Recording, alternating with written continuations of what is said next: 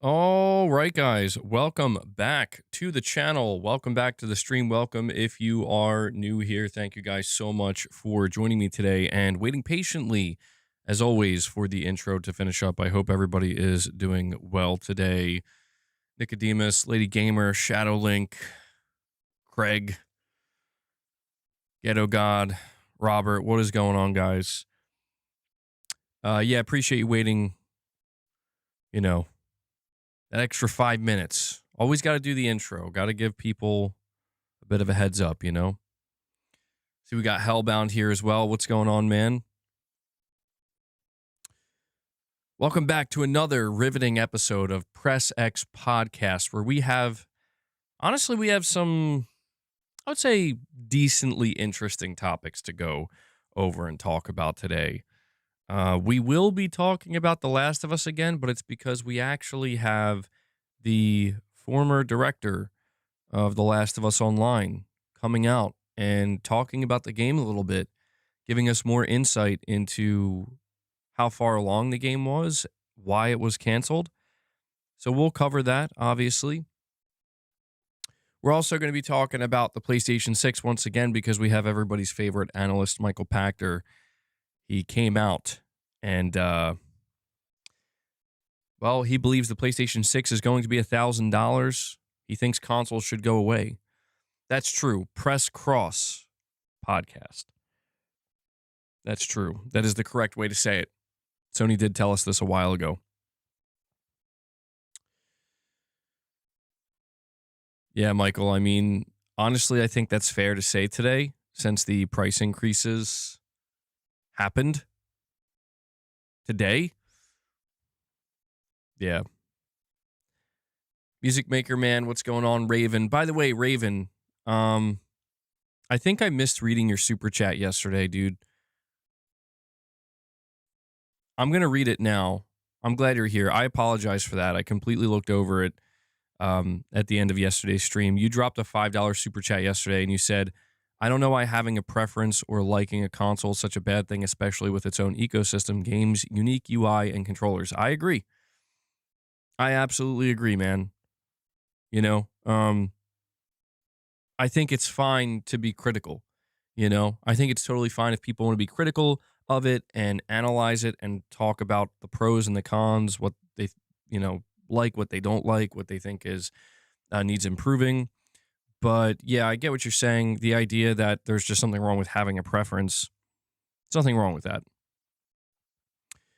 Cheese and Chainsaws with a £5 super chat says, what about that clown David Jaffe, LOL? He called out Crimson Desert for character portrayals, and he's the one getting attacked for insinuating it.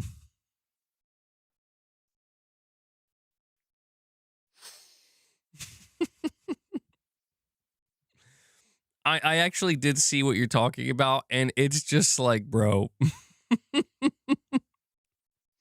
It's pretty funny. It's just the idea that he's like it turns over on him.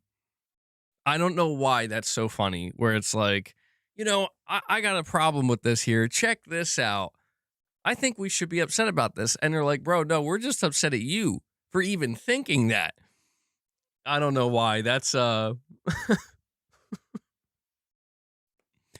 don't know. David Jaffe, he's crazy, man. I listened to a stream recently with him. It was on Colin Moriarty's channel, him and Colin. And man, he is David Jaffe's something. He's something, man. But yeah, I did see that. Thank you for reminding me. And thank you for the super chat, Cheese and Chainsaws. $1,000 isn't bad for a PlayStation 6. You think so? Ooh, I don't know, man. $1,000. That's a lot. That's a lot.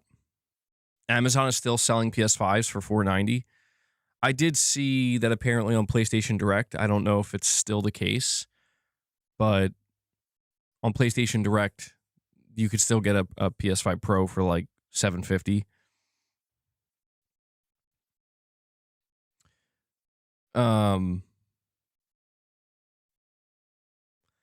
Let's see.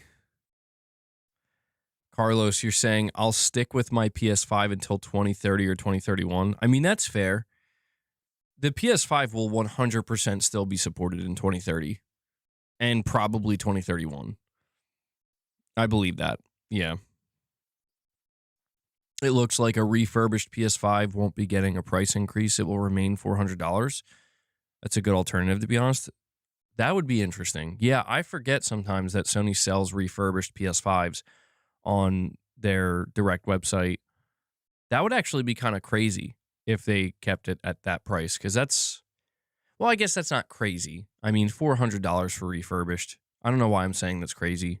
Again, I'm forgetting that the PS5 launched new at $400 with the digital model, but I guess compared to everything else, it feels like so much lower. Did you read the new CEO of PlayStation? His comment on X with the price hike, truly so cringe.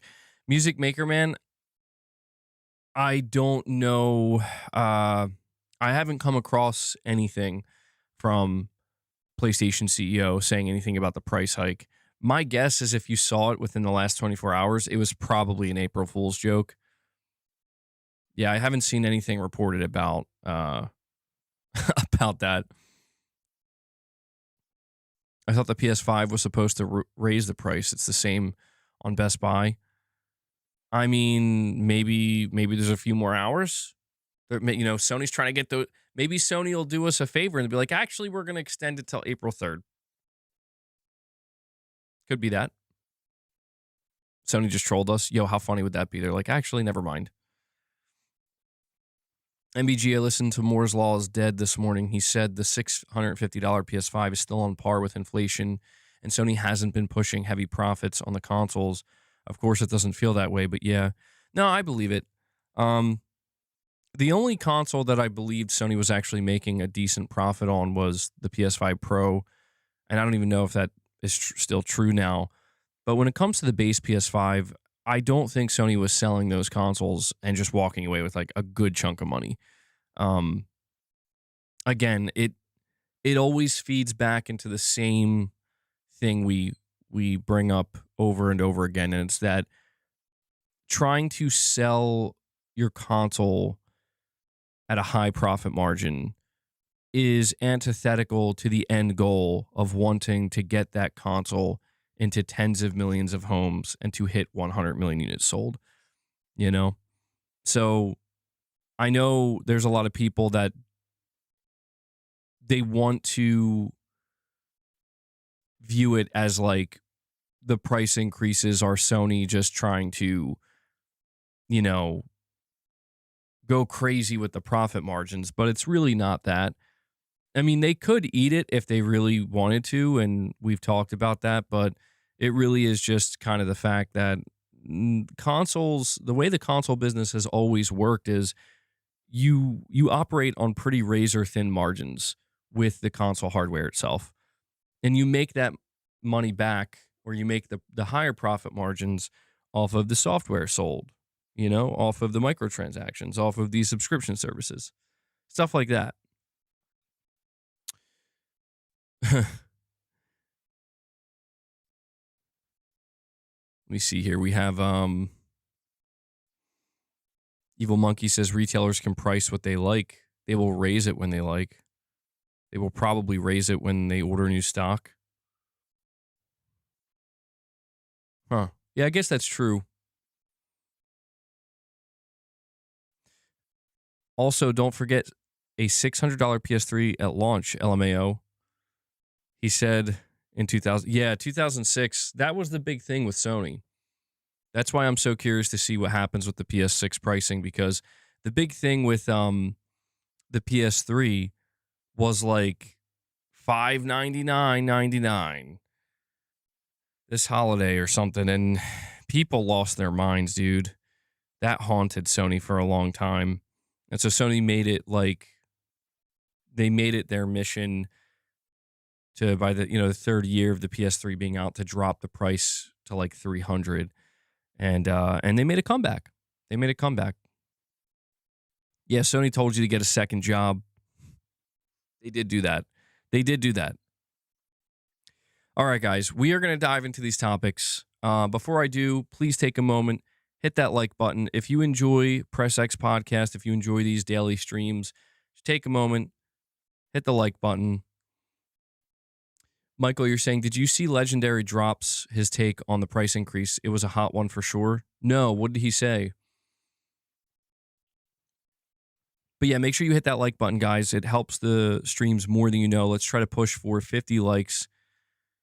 And in just a moment here, we're going to start talking about these topics.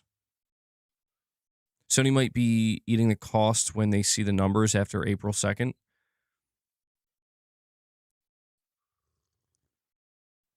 Well, it could backfire on them. That's for sure. It could backfire.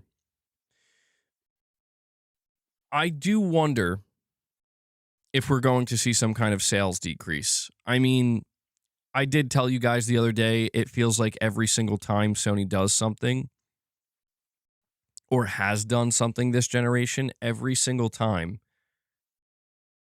they make some kind of announcement that people lose their minds over. And there's this kind of natural thought that, well, the dip is going to occur now, right? The slowdown is going to occur. And it just hasn't happened. Maybe this is it, though. This could be the straw that broke the camel's back. It's a big one. It's a big one. But, yeah, man, I wouldn't be shocked if it turns out that 6 months from now, after the PlayStation 5 price increases, they're still selling just as many. I wouldn't be surprised because that's what it's been all generation, man. Like, it hasn't let up. And at some point, I guess we just have to begin to assume that the market's tolerance and the threshold is much greater than we would have thought, perhaps. But who knows? Who knows? Maybe this next quarter, April, May, June, maybe it'll be devastating for Sony, and it'll be real bad. He said that it's all their fault for pursuing live service games and that they are making consumers pay for their failure. Interesting. I mean, that's kind of strange. Like, I don't know that I agree with that, ultimately. I don't know that I agree with that because I feel like in this case, these are two separate things. You know what I mean? One of the things that I think some people misunderstand about Sony's pursuit of live service games is how the investment was made. So there was this, and there still is this misunderstanding that essentially Sony took a large chunk of money, a very large, I mean, we're talking like billions of dollars large. They took billions of dollars away from the PlayStation division. Billions of dollars that were supposed to be used to make single-player games, that were supposed to be used on other things for PlayStation, and said, we're going to use this on live service games. Now, that's only halfway true. What happened was Sony basically took a lot of the profits that they made from the PS4 generation, and they decided the best way to reinvest it would be through a massive live service push. However, billions and billions of dollars were set aside to continue to support the things that were already there, such as the single-player games, the studios that are making single-player games, the established studios, the hardware, everything else. When it comes to the idea of them increasing the price of the PS5, especially now, live service, I just don't believe has much to do with it. I really don't. Because Helldivers 2 did well, it's still doing well. Gran Turismo 7's doing well. MLB The Show does very well. Marathon's doing probably not well, but it's not mega flopping. And when you look at the reasons why, not just Sony, but everybody else is increasing the prices, I don't know, man. I just think it's kind of a crazy idea to think, well, they are increasing the prices like this to recoup their losses. And it's like, well, I don't think so, because Sony already did recoup their losses. I think sometimes people who chime into these conversations, now granted, I'm not talking about this person individually, but just generally speaking, I think some people are unaware that, like, yes, the PS5 generation is the most profitable generation of PlayStation in its history. Sony isn't bleeding money. They're not losing money. They're not in some kind of trouble. It doesn't mean they can't be. And it doesn't mean they haven't made mistakes. It doesn't mean that they haven't paid. They have paid. But in the grand scheme of things, no mistake that Sony has made this generation was enough to actually hurt them. Their bottom line, that is. So I just think that these two things are separate, where Sony took a big chance with live service. They pushed in that direction. They heavily invested in that direction, and it didn't work. They got minimal results from it. And they did do a lot of damage. However, all of that damage was chip damage. In the bigger picture, grand scheme here, PS5 is another successful generation going on to hit probably 100 million units sold. Game software selling incredibly well. Their studios, while I can agree that maybe we want a little bit more variety, a little bit more risk-taking, you can't deny that their studios have delivered some incredible single-player games this gen, and they still are. And I think when you just look at the whole package, you realize that things are not perfect, but they're not nearly as bad as I think some people make it sound. And I'm going to be honest, man. I think something that's pretty popular to do these days. Well, thank you, Michael. Something that's pretty popular to do these days, I think, is to really get very upset about things. To basically be a reflection of how a lot of people on the internet feel, right? Where people want to feel validated. People's emotions want to feel validated and vindicated. And one of the easiest ways to do that is if you're in a position of a content creator, just mirror that. This is just unacceptable. We're so upset and we're so angry. And I'm not saying it isn't genuine. I think most of the time it is. But I do think sometimes you start to see a pattern form where it's like, all right, I mean, yeah, like, we need to acknowledge these things, but I just hope that it's my hope that people will, if they're that upset about it, look deeply into why. Not because there's some kind of excuse behind it, but because there is more to it than usually meets the eye. You know what I mean? And that goes for everything. That goes for everything. Oh my God, Activision lied. Yeah, we'll talk about that. I was actually a little bit surprised by this. Well, I guess maybe not. But Sony closed more studios during the PS5 era with 8 studios versus the PS1 and the PS4 era combined with 7 studios. And yeah, and that is a true highlight of what I think the ultimate failure of the PS5 generation is, which is poor investments and mismanagement. But mainly poor investments, man. The mismanagement comes after the realization that you invested poorly. There are some studios that absolutely they invested in that were, made sense, like Housemarque and Nixxes, and even Bluepoint, but they mismanaged Bluepoint, and they mismanaged many other studios. And it's like, we're going to talk about that with this Last of Us situation.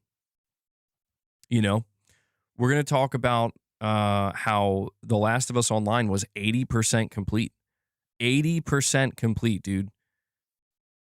I'm telling you, this Last of Us Online, I know people are tired of hearing about it, and frankly, I was not planning on talking about it today, but it's not often we get to hear from the former director of this game giving us insight. Do you know what the profit per console is? Did they lose money on consoles every generation until this one? Generally speaking, I don't know the exact numbers, but the general idea is the PS1 through 4 was not profitable. The PS4 became profitable pretty quick. but it wasn't like super profitable. It was like making a couple bucks per unit, which in the bigger picture that adds up. But with the PS5, I think they sold it at a loss, but they were hoping to like break even very quickly and then slowly start to turn a profit. The opposite has happened. So, if anything, yeah, they're probably increasing the prices just to keep a break even point, if I had to guess. MBG, it was so successful, they just raised the price on everything. Well, yeah. I mean, those two things don't have to be mutually exclusive, Like PlayStation can be successful in isolation, and there can also be reasons why the prices of things are going up in isolation. And, there is an argument to be made that they are tethered, that in order for them to continue to be successful, they might feel they have to raise the prices.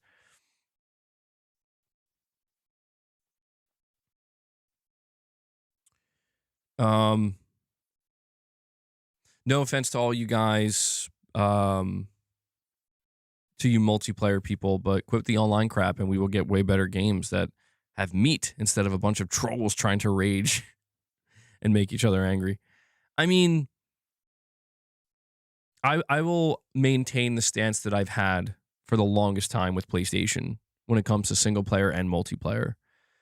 I do think that they should offer a variety of both.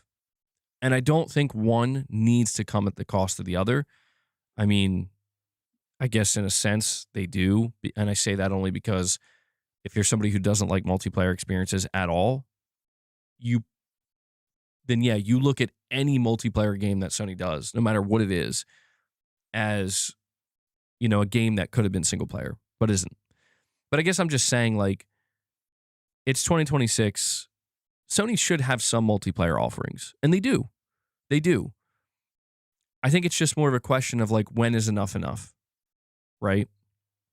I'll tell you what, I am playing Marathon right now, and I'm getting better at it, and I'm starting to really get a feel for it where I'm like, yeah, there is something here. Exactly, Michael. Yote Legends, they did it perfectly.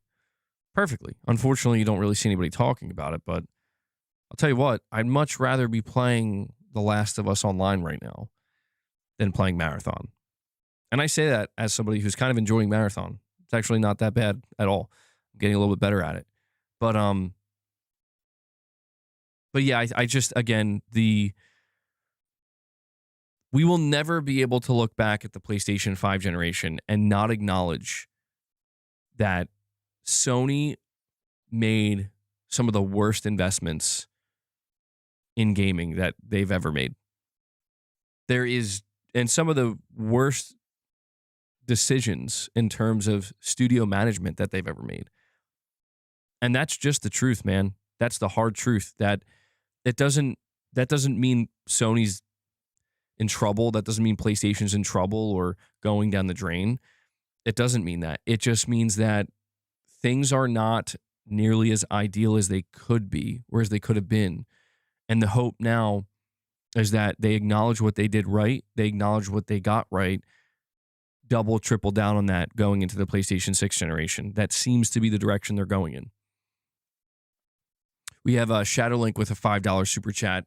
He says, are we going to overlook world issues causing prices of everything to raise and the fact that Sony doesn't normally raise hardware prices? No, we shouldn't.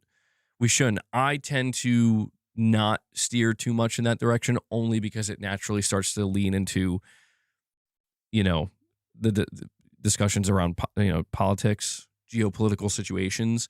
But no, you're absolutely right, Shadow Link. Like, we can't, I guess I'm not necessarily going to go in depth with it, but yeah, we do need to acknowledge that it would be strange for somebody to isolate Sony and be like, look at how bad Sony is because they did this. When in reality, it's like, actually, everybody's doing this. And what you should do is look around and realize that there's a reason that goes beyond corporate greed. There's a reason you're seeing this, It is an actual reality that is not just affecting the video game industry, but affecting pretty much all industries, from top to bottom. And yeah, you're pointing out something that I think maybe not enough people are paying attention to, which is it's not normal for Sony to raise the price of their hardware. This is not the norm. This is the opposite. This is, if anything, this is why people are so staggered and shocked.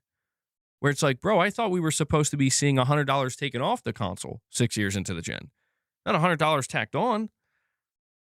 But that's the thing, is it's like when you look at it,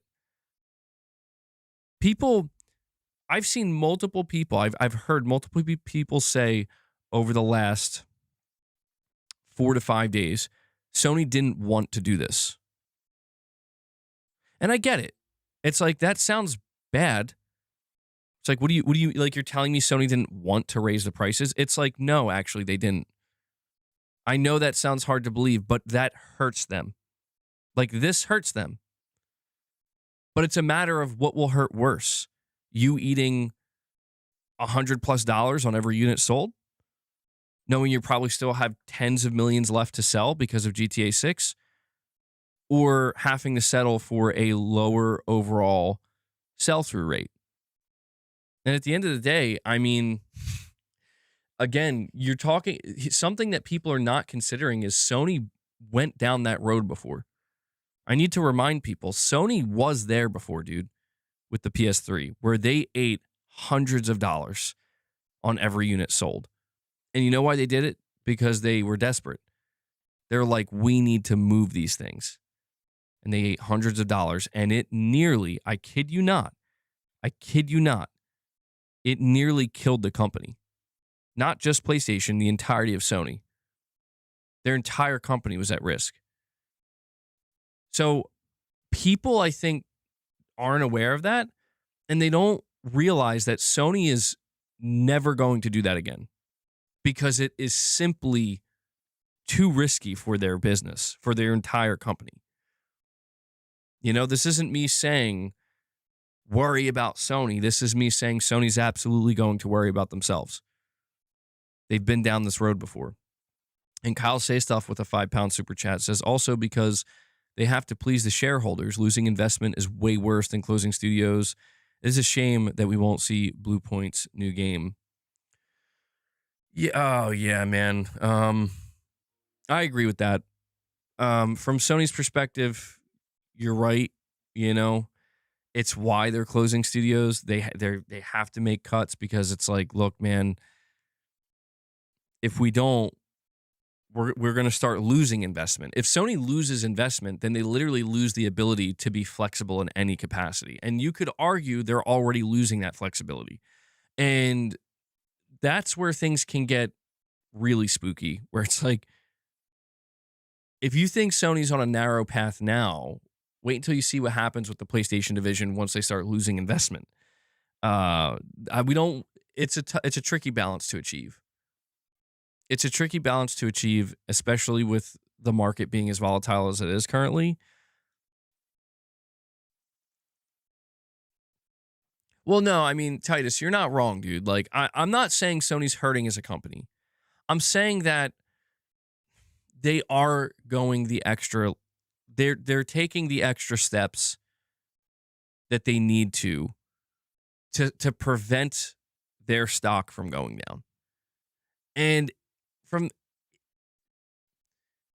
there's many different ways you can view it, but from my perspective, it's like, well, I'm kind of in the middle on it. You know? Yeah, well, you're saying they're protecting their margin. And that's the thing. Like, I can understand that. And Steven, I'm going to read your super chat. I'm sorry, man. I can understand that.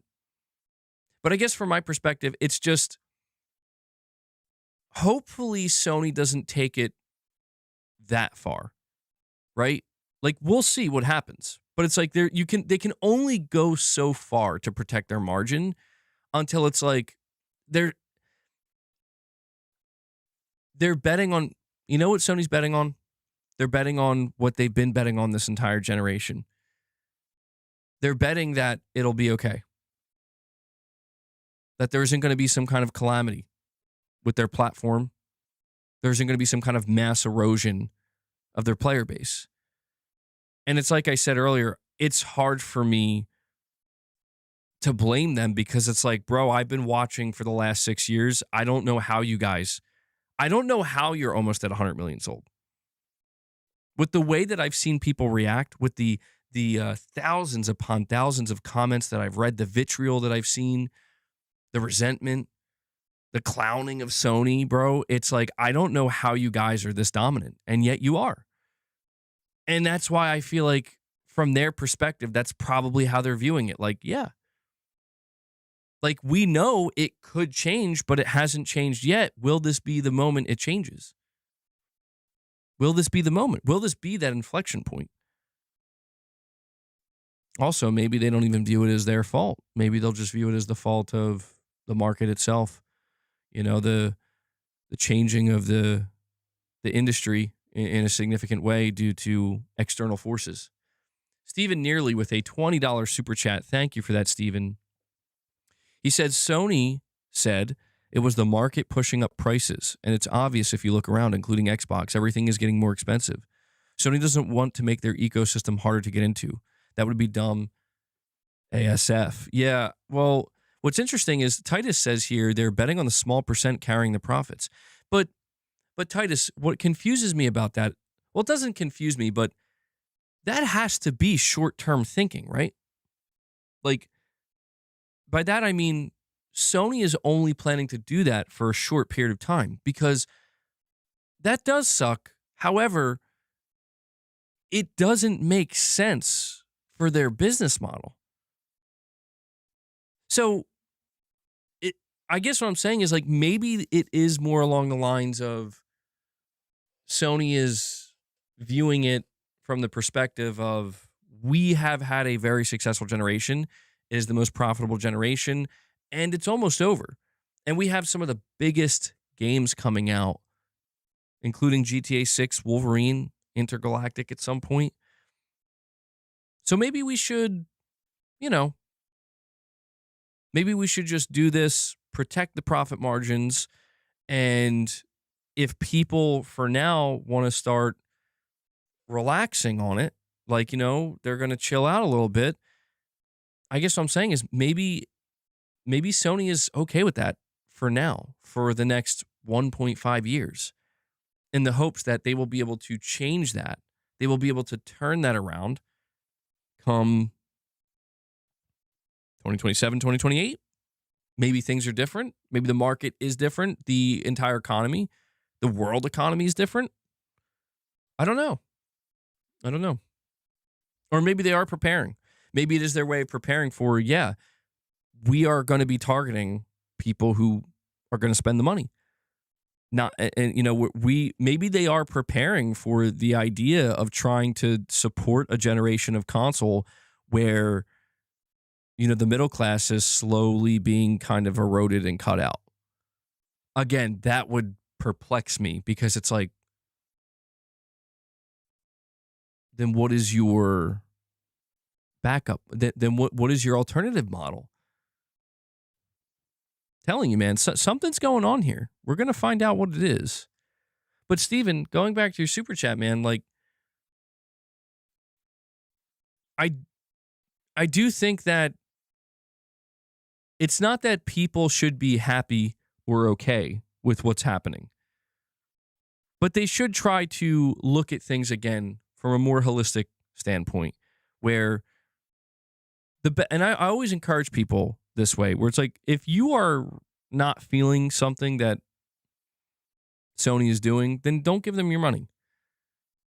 Like, if it's something that really bothers you and you think it's just straight up not good, just don't give them your money. Save it. I can't promise you that will make a dent, but you're doing the only thing you can do. That's the power you have as the consumer. But yeah, man, I think that unfortunately, I think what's happening is people are just becoming accepting, because they realize outside of just not spending your money on something, you can't do anything else. You can't.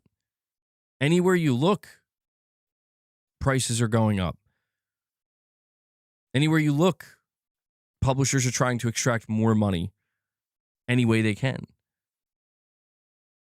So this is where, like, I think a lot of people are just kind of giving up in the sense that they don't really have some kind of hope that if they say this or that, or they get angry enough, it's going to change anything.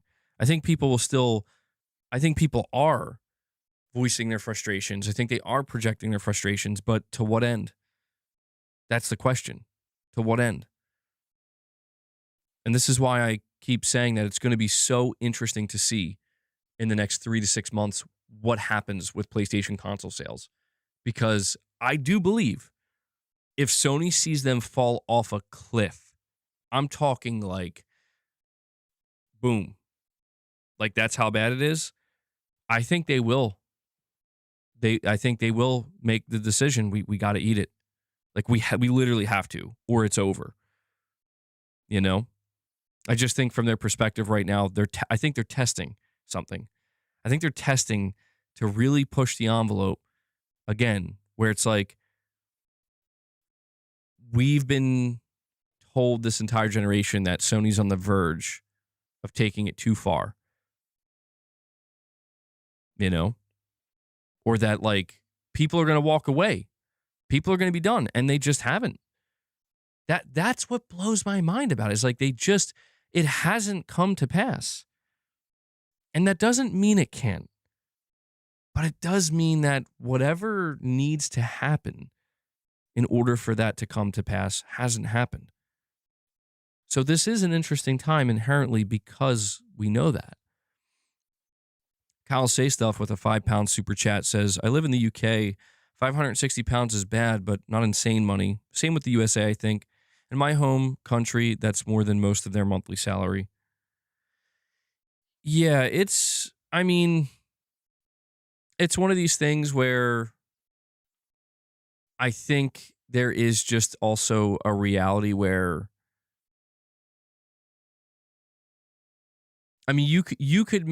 somebody could make the argument, and I'm sure people do, that, people are just not going to have the money. And that is literally true to an extent. We don't know how far that extends. We don't know to what extent. But what's interesting is that the PS5 went up in price once already and nothing changed, dude. Nothing. I remember it clear as day. Trust me, I remember all the I cover this every day. I remember when the PlayStation 5 price went up the first time, and also the PS5 Pro, when people saw that $700 price point, they nearly died with the way people were acting. And it didn't matter. Like, it did not matter. Like, the price of the PS5 going up, it's still selling just as well as the PS4. The PS5 Pro being $700, people falling out of their chair. Everywhere you look, you see video after video after video, post after post after post, criticizing Sony, saying this is nonsense, unacceptable. Meanwhile, Sony's letting you know, pretty much everybody who bought the PS4 Pro is also buying the PS5 Pro. The sales are exactly the same. So I guess what I'm trying to say here is that you can't really blame Sony when they were delivered a message by the market that this is okay. That, yeah, like, we'll still buy.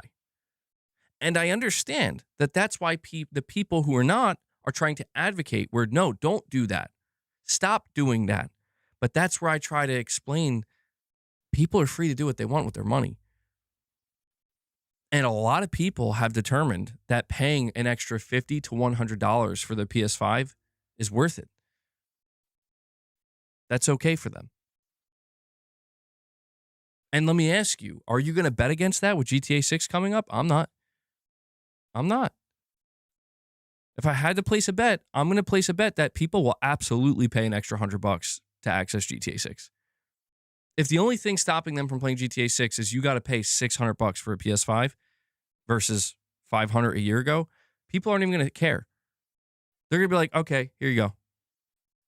I'm going to go play GTA 6 now. Or Wolverine or something, And I get it. Like, I understand why that might frustrate people. But it's just the nature of things, where it's like there's many, many things that I see and witness, behaviors and the way things that people do that I'm like, I don't get this. I don't understand. This doesn't make sense. But yet it's like it is. It just is. So I'm going to be watching very closely, man. I'm going to be watching very closely to see how this impacts Sony's business model and how the market reacts. Like if the market is going to just send the same message that they've been sending Sony this entire generation, which is we're still buying. We're still buying. We don't care. We're still buying. If that's the message that's sent to Sony, they're going to be high-fiving and be like, yes. Like, God, we made the right call. It was risky, but we made the right call. Or it's going to be the opposite of that. And everybody's going to be like, we ain't buying. Sorry. We ain't buying. And if that happens, Sony, they're going to have another decision to make where they either stick with their guns or they realize that your entire business model is now being threatened. Decisions. Kyle Saystuff, you're saying my point is $100 increase hits people differently. And that's true. That's absolutely true. And, people, so we keep hearing about the idea of Sony pricing people out, not just Sony, but again, just electronics in general, anything that has RAM, people getting priced out. What I think we don't know, even these companies, I don't think anybody really knows, where is that? Where is that? Like, at what price point do people get actually literally priced out? And it's just a shame because, yeah, these companies are going to take risks. They're going to experiment. They're going to push the envelope to find out, where otherwise, if things were going ideally, Sony would be able to take $100 off the PS5. By this point, $150 off the PS5 and still make a little profit on it. Everybody can be happy. The consumer gets a cheaper product, cheaper price point, and rewarded for waiting. Sony still gets a little bit of profit, so they're not, having to worry about selling at a loss. And that's the way it's always been, man. And this is just where it's like, another thing too, I don't think Sony knows what to do ultimately. Because, like, the more I think about it, you're talking about a company that's been selling console hardware for over 30 years. They've never encountered this problem before. They never encountered this. I don't think they know how to handle the idea of selling a console 6 years into a generation potentially at a loss. I think they're more afraid that that's going to illustrate to investors straight up that we're losing money on consoles now. Because that's the thing, man. Like, if you notice, Sony has to continually justify to investors why they're doing the console business model. And they need to convince investors that the console business model isn't dying and that it's doing fine. It's here to stay. And if you drop the super chat, I'm going to read it. I just want to make sure I finish my thoughts here. And I wonder if Sony's mentality behind it is more along the lines of, if we begin to eat the loss of the PS5 6 years into the generation, that means when we go to when we do our investor meeting, we're going to have to show that 6 years into the console generation, we're actually losing money versus every other generation we've made like the most money towards the end of the generation. And that more than anything might scare Sony shareholders, where they're like, well, this is the opposite of what we wanted, expected, and have seen every other time. So from like, I guess I'm just saying, like, from that perspective, you can begin to maybe understand the mentality, the mindset behind the decision making. Because again, when you see the consumer reaction is like, what the, like, what are you doing? But from Sony's perspective, they may actually just be sitting here and, it's like, if we talk about protecting the margin, why would they be so focused on protecting the margin? Because Sony's not stupid. They've been doing this for a long time. They know that the margins can be made up. Maybe they really are just afraid that, you know, maybe they're afraid of presenting to their shareholders that, consoles aren't really making money anymore.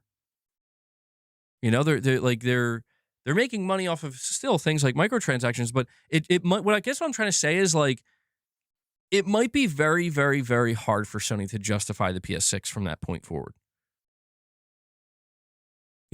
Sony wants to see a big investor bump leading up to the PS6 so that they can continue to invest into this, into gaming this way. Maybe they're afraid that if investors start to see that you're losing profits for every console sold 6 years into a gen, that's going to destroy investor confidence going into the PS6.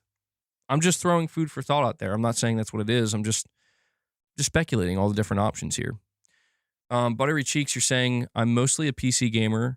I dropped $1K on a 4080 Super GPU in 2024 and just bought a PS5 Pro this weekend. To me, a PS5 Pro is a great value, even at $900. Well, it's interesting to hear. I mean, I encounter quite a few people on my channel that do both. They play on PC, but they also play on console. And it's interesting to hear that from the perspective of somebody who has a very powerful PC. You're saying that to you, the PS5 Pro is a good value at $900.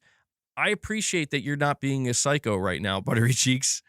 I do. I mean, I really mean that. I encounter so many people that just, like, lose their mind at the idea. Like, they can't fathom a $900 console being valuable in any sense. And don't get me wrong, I think $900 is absolutely a lot of money for a console. But I do think that when you look at what the Pro offers, I'm not going to be the one to tell you it's worth $900. I'm just going to be the one to tell you that it still does a lot of great things. It's still doing great things in the console space. And so, I do think some people will value that, absolutely. Even at $900. New Soul 9 with a $5 chat says, well, MBG, not $600. It's actually $680, close to $700. So that's almost a $200 difference. Are you talking about buying a disc model PS5? With tax? Is that what you're referring to, New Soul 9? Like, if you go to buy a PS5 disc model and you factor in tax, you're paying like you're $20 away from paying $700.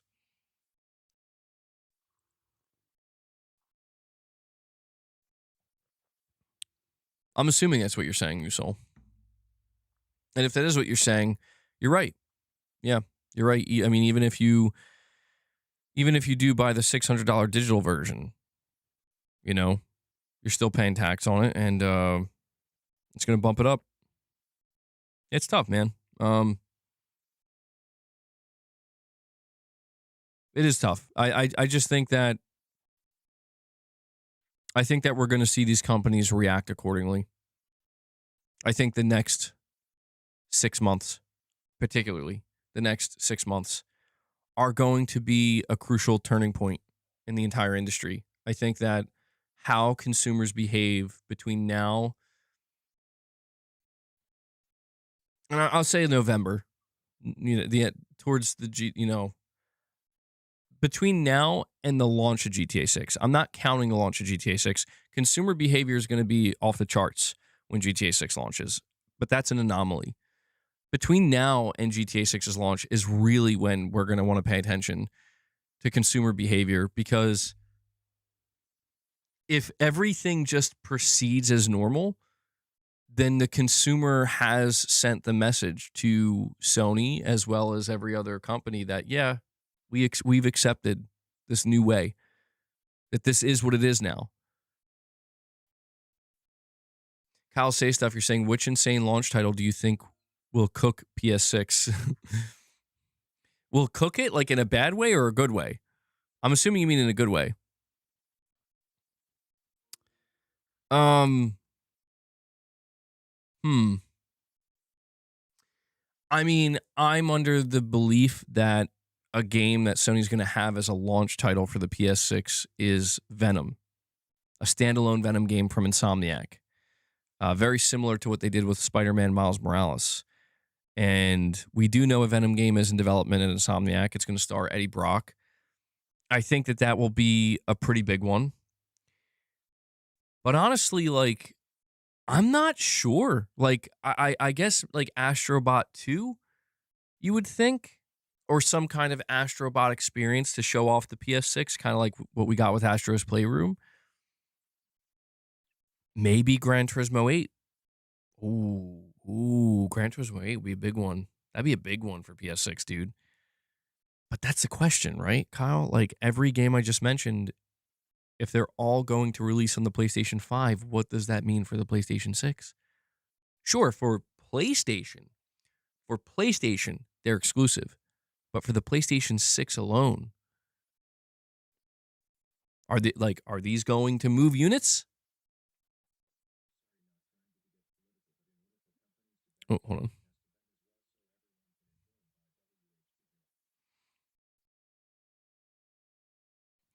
You're saying, sorry, not trying. Perfect Image, thank you for the $2 chat, buddy. You're saying, sorry, not trying to get political, but in order for companies to bend, government also has to bend as well, so everyone can enjoy and buy what they want. Well, yeah, I mean, that's why I was saying Perfect Image. Like, there's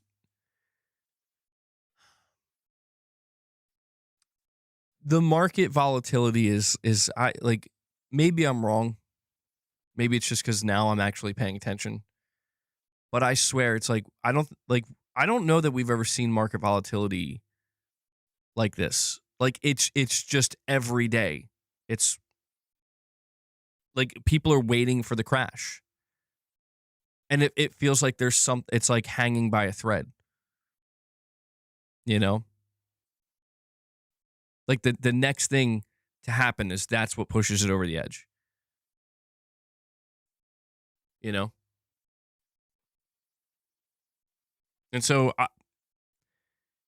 there's definitely a thick layer of geopolitics that are absolutely impacting all of this. But this is why I say, like, most people, I think, are just kind of giving up because they're like, I think people are kind of becoming aware of that, and they're like, our options are very, very, very limited. You know? I think that people are now accepting that their options are limited, and I think most people end up just saying, I'm going to bite the bullet. You know? Because again, like, it takes discipline, you know, and it takes a certain level of willpower and strength. Truthfully, if it's like, if there's something you want to partake in really badly that you care deeply about, a lot of times people will find a way to make it happen. If there's like a cost to entry, but you care enough, you'll find a way to make it happen. It takes a lot to be able to walk away from that and be like, no. You know? And I just think where we are now, I don't know. It's just what I'm observing. I could be off the mark. It's all anecdotal. I can't speak truly, holistically here. It's anecdotal, but that's kind of what I'm observing, where people are just, it takes self-respect. Well, it can go both ways. It really is. It's down to the individual, where it's like, to somebody, self-respect might mean I need to be able to partake in the things that I enjoy. And I'm going to, if I have to, like, I'll say, like, work harder, but like, if I have to find a way to make that happen, then I made it happen. But at the same time, it just depends on your view of these things, man. Like, for some people, it literally is just the principle where it's like, no, like, I can't, like, they can't do it without feeling guilty, without feeling wrong. And so it is very individualistic in that sense. But it is, I do agree with what you're saying, Perfect Image, to an extent where, like, it would just be better, wouldn't it? If it's like, we can all just kind of enjoy things without having to be too stressed about it. These days, it feels like, it feels like you got to take a freaking Valium just to, just before you check social media, you know? I mean, that's pretty much where we are, guys.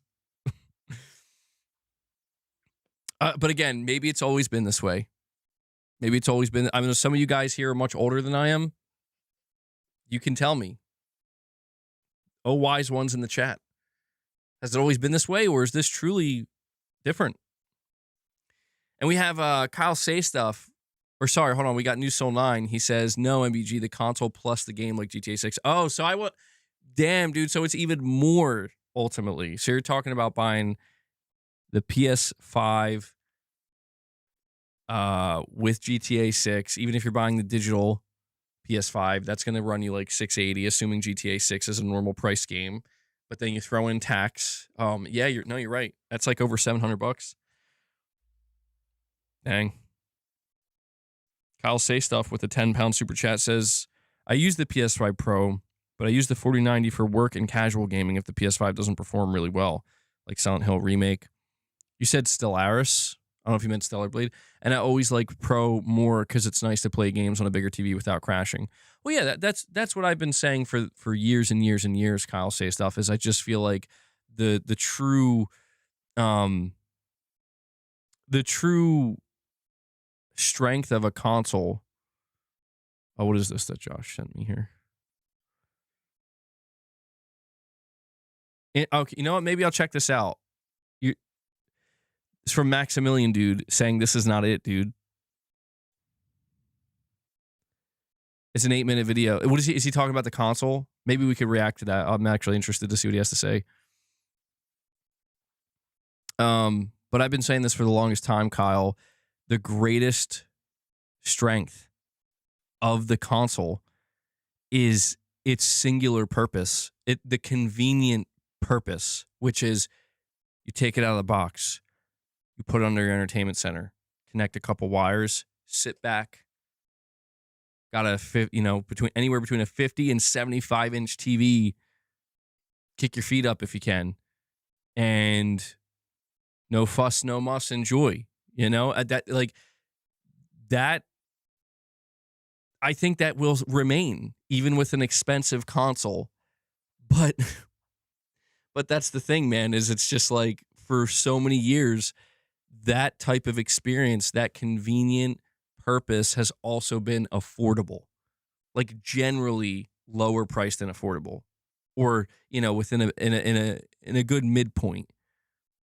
And so now for the first time, seemingly that's called into question.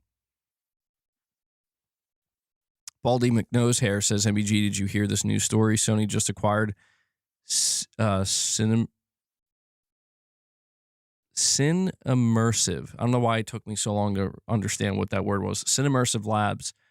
No, I didn't see this. Let me see. What is this?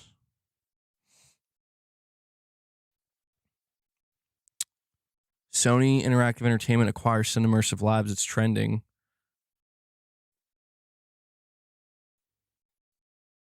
Says PlayStation has acquired another studio, Immersive Labs.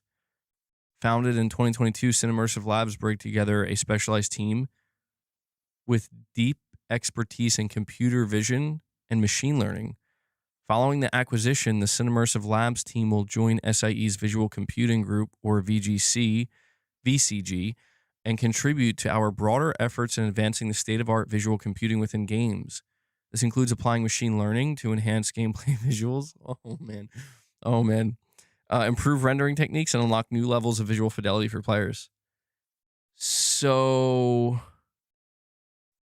in other words, we just bought a studio that will ensure PSSR 3 can deliver DLSS 5 results.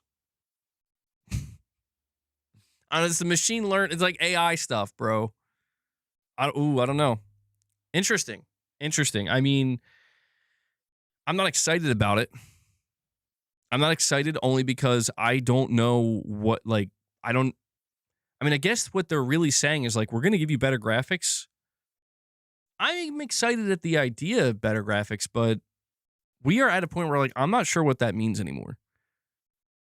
Like, NVIDIA just tried to show me what better graphics are going forward, and I'm like, I can see, maybe. I don't know, though. It's early.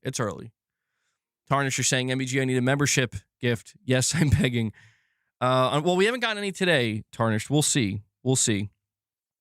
Hang in there. And Titus drops a £2 chat. He says, random super to make it happen. Thank you, Titus. Thank you, man. I do appreciate it. He wants to make it happen. Baldy McNosehair says Bluepoint got shut down for this. Don't remind, dude. I don't want to talk. I want to forget about Bluepoint. I want to forget that happened, man. Somebody's got to pay for Bluepoint. Herman. Yeah, dude. The Liam company, please stop spamming in the chat. PS6 2034, 2035. Like, you need to just accept that's not happening. It's fine. Like, you can say that. Just don't keep saying it over and over and over again. It's not happening. Like, I'm sorry. By that point, we were literally you were enjoying that. We're literally going to be talking about the PlayStation 7 at that time. I'm sorry, but it's just the way it is. Pushing polygons. Pushing polygons is like, tell you what, MBG. No, I'm not going to time him out. I'm just going to give him a little warning. Just a little warning. Chill. A new soul. Yo, what? Hey, we got new soul 9. I don't know. I think, is this your first time gifting? I don't know if it's your first time gifting, but I'm fairly certain it's your first time dropping 20 member gifts onto the community. Guys, we need some W's in the chat for New Soul 9, making it happen. He dropped 20 gifts for you guys and sets you up to where 5 more, we hit the first goal.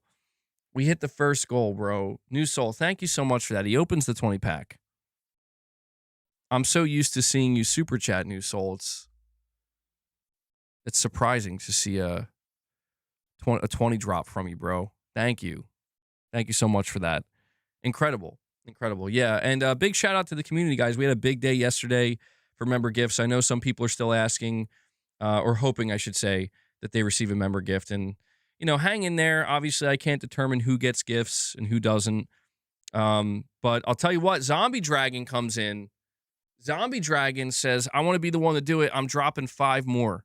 I'm opening another 5-pack. And he gets us to 25. So New Soul drops 20. Zombie Dragon drops 25. We can move on to the second goal. Today I'll see if we can actually do some reps if we hit that second goal. I was underprepared yesterday. Zombie Dragon, thank you for that, man. Let me give you a... You know what? I'm not giving you a Herman Holst. No Herman Holst. Simply put, giving it's you the Mark most Cerny. powerful console we've ever built. And we can give the cats some treats. Boast, do you read me? It's time to feed the beast. Thank you, guys. I will take a moment to let everybody know, just in case. We did just do a Morning with the Misses episode that is exclusive to members. So if you are a channel member, go check that out. If you just got gifted a channel membership, go check it out. You now have access to some exclusive content. We're going to be continuing to do Morning with the Misses, and in the coming weeks, we'll open a P.O. box and do all that good stuff. It'll be a good time. And also, I was able to fix my capture card, so meaning now we'll be able to actually do more gameplay-related stuff going into the future, which I'm very much looking forward to as well.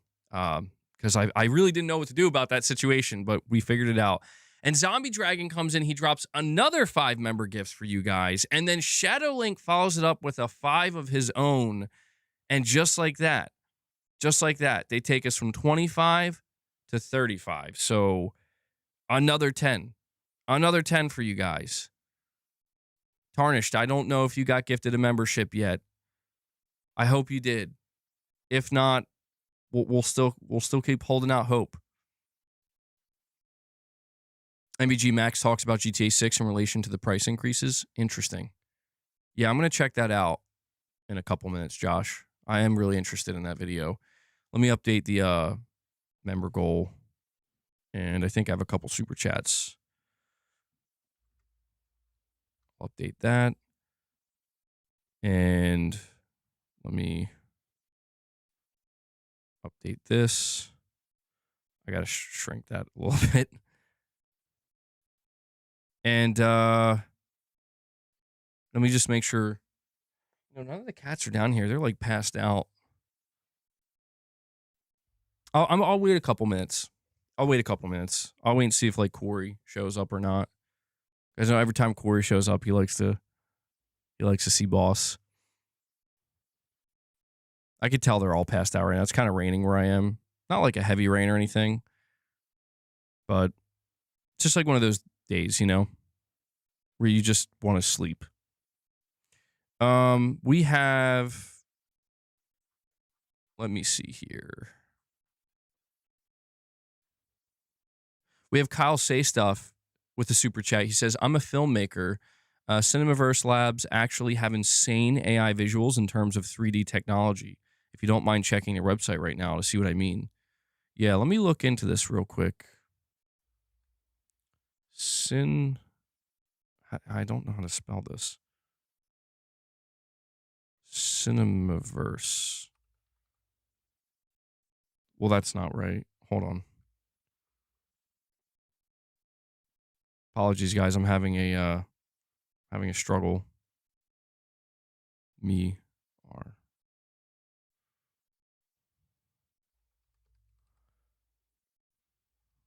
Was it Labs? Is that what they're called? Cinemaverse Labs. All right. Okay, I'm looking at their website now. This animation is real-time rendering. Hold on, let me see if I can bring this up.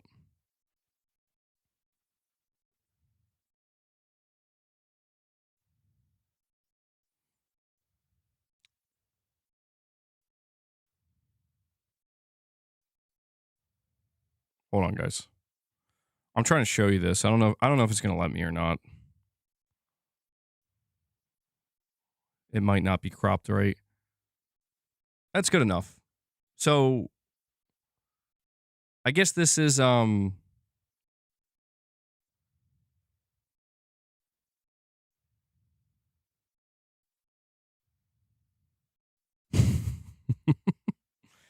we're going to get them next-gen graphics on the PS6. Sony just acquired them next-gen graphics. I guess, yeah, this is Death Stranding 3, bro. Wow, that's actually... Yeah, that's pretty impressive. So, like, if I understand correctly, this is kind of what Sony wants future video game graphics, not to look exactly like this, but to, to reach this level.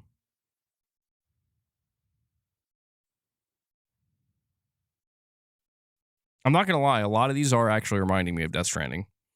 Yeah, they literally did this just for Death Stranding 3. Hold on, I need to go... Let me take this off the screen for a second.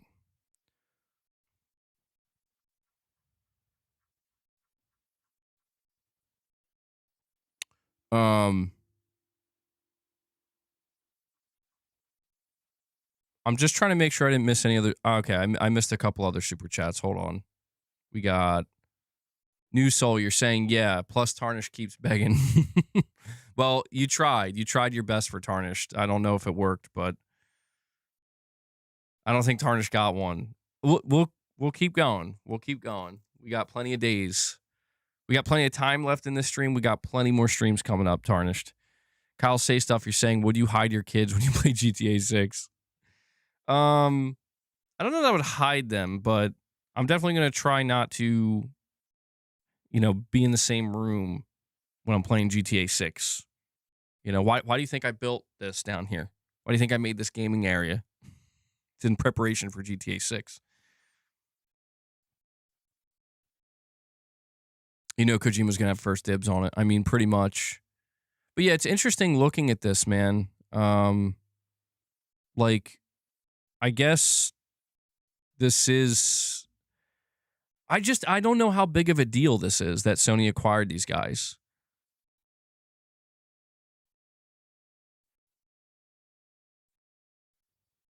So this is all AI. This is 3D machine learning, like AI generated graphics. It's so crazy to me. Like, I'm just trying to imagine playing a video game that looks like this real. I don't know. It looks uncanny. Got that uncanny valley thing going on.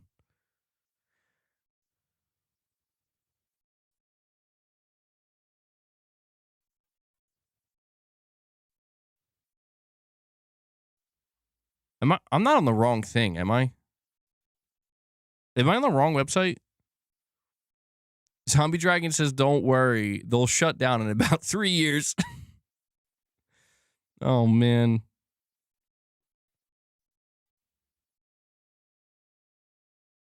They're just rendering pictures, not actual gameplay and fighting and jumping. This is the one, but some of them are real pictures or videos, but make a 3D model instantly into a gaming engine. So is this basically the equivalent? Oh, so this is like the equivalent of, what was that technique? It was I don't know if it's still a popular technique. I think the reason why it wasn't so popular was because of how much work and effort it took, but photogrammetry. But this is basically like streamlining it to a degree where it's like the machine learning will just do it for you. Like it'll just boom, boom, boom, boom. You don't have to necessarily do it by hand. If I understand. Like, I guess you can edit it as much as you want. That's interesting. Well, I mean, yeah, again, I don't know that I'm like stoked for this acquisition as much as I'm just like, well, let's see. But yeah, what the, like, come on, man. You couldn't keep Blue Point around, but you're going to buy these guys?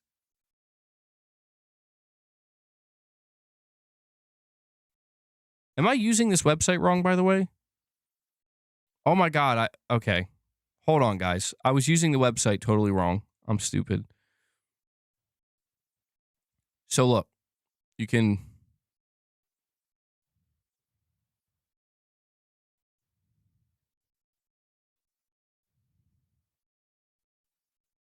Are you supposed to use like a freaking VR headset for this, I guess? Because I can't... Like, I'm trying to do stuff here. I'm like really limited. Drag and pinch the wheel to interact. What wheel? I don't know what I'm doing. I can't really do much.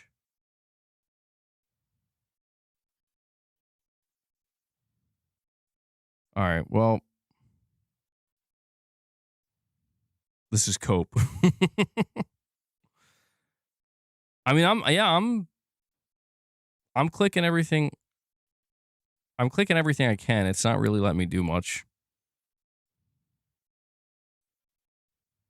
All right, well, I'll just leave it be.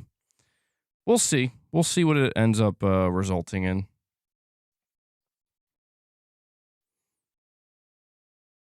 Let me get this out of here. The worst of gaming is when it becomes like TV. Oh, boss is here. All right, so I'm not going to keep boss waiting. We did hit the member goal. I'm going to give him some treats. While I get that set up, you guys enjoy the landscape.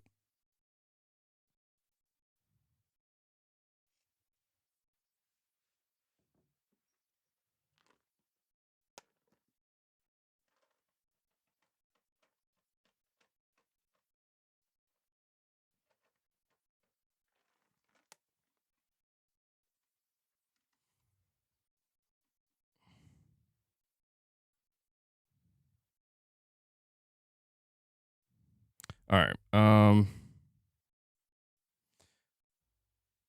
Boss is going to get his treats. Thank you guys again for destroying that goal. I really appreciate it.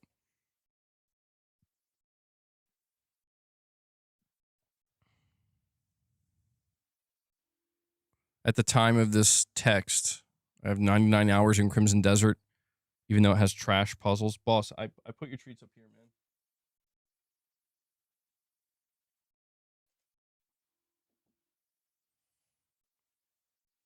This is MBG when he gets priced out of PS6.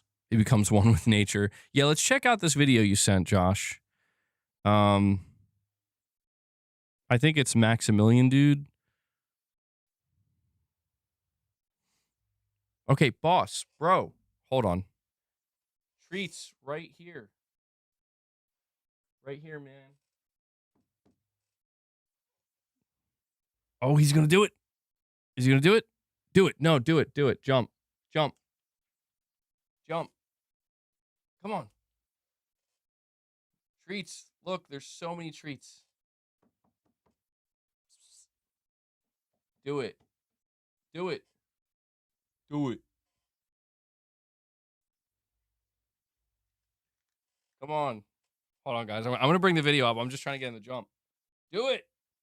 Do it. Jump. Jump. Jump. Dude, he's sitting there like, you can jump. Do it. They want to see you jump. They want to see the beast jump. Oh, whatever, boss. He wanted to so bad, but he was afraid. I think, you know what I think he's afraid of? He's afraid he's either going to miss or just smash right into it and knock the whole tree over. All right, sorry about that. Make the jump to PS6. All right, yeah, it's going to be Sony to every PlayStation player. Perfect image, you're saying read my last. MBG, this is Sony VFX.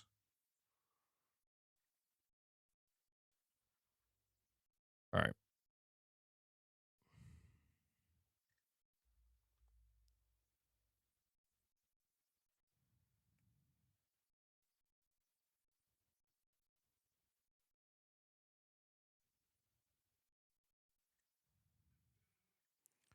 All right, I'm bringing the video up now. Sorry to keep you guys waiting. I just have to fix that. All right, so this is Maximilian, dude. Josh Z sent this video to me.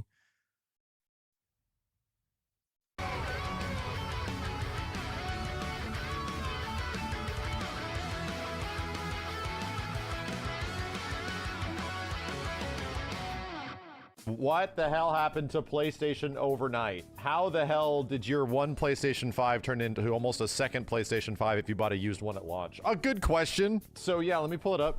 Important price update for the PS5 and the PlayStation Portal. We're gonna scroll down and get an image. You know, we had a good week going for us. After that shit-ass last week, we had a good week going for us. The base PS5 is $650. The PS5 Digital goes up to $600. The PlayStation 5 Pro is now a $900 console. Has this shit officially entered Neo Geo status? Are we there? Are we past that? Hold on a second. Let me look it up. What did a Neo Geo cost. The console itself was priced at a whopping $649 upon its release in the US. Whoa! Only for the richest children. Compared to now, no. PlayStation, you're still clear, all right? It's bad, it's not looking good, but PlayStation, you're still clear. My dude, the Neo Geo was $1,600 when it came out. Oh my God, man. Either way, this sucks. I warned you about this. So, all right. So we're still in the clear. Adjusted for inflation, it's not $1,600. It's not a $1,600 console yet. All right. So Sony, you're still good. You're still good. You're still good. That's crazy. That's before my time, man. 2 to 3 months ago, like around the beginning of the year, I can't remember what it was, but there was some discussion that we had. I don't know if I made it into a video format where I was warning people that the PlayStation 5 Pro is not worth it yet. It could get better. It has. PSSR 2 is legit very cool. I legit told Steve, if you care about GTA, you need to go buy a PS5 Pro. The reason being, and this is outside of the inflation thing, the PlayStation 5 Pro was going to be a harder and harder to find system because they're not making nearly as many PS5 Pros as they are of regular PlayStations, digital or, physical, whatever. There is a Nexus event that is happening at the end of 2026, and that is the launch of potentially the biggest video game of all time. Yo, I gotta ask for a second here, though. How come other content creators can use GTA 6 trailer footage and not get copyrighted? Unless they are, and they just don't care. Because, dude, every time I try to use GTA 6 footage, I get copyrighted by Take-Two Interactive. Only with GTA 6. I don't know why. Maybe I'll try it. I guess I'll see if this stream gets copyrighted. I'll know. He got copyrighted. He doesn't care. Okay. That makes sense. I'll have to, yeah. This stream might end up getting copyrighted, and I'll have to cut this section out. I mean, I don't really care that much, but it just feels, it's weird because like Take-Two Interactive is literally the only one that does that. I'm too careful? Maybe.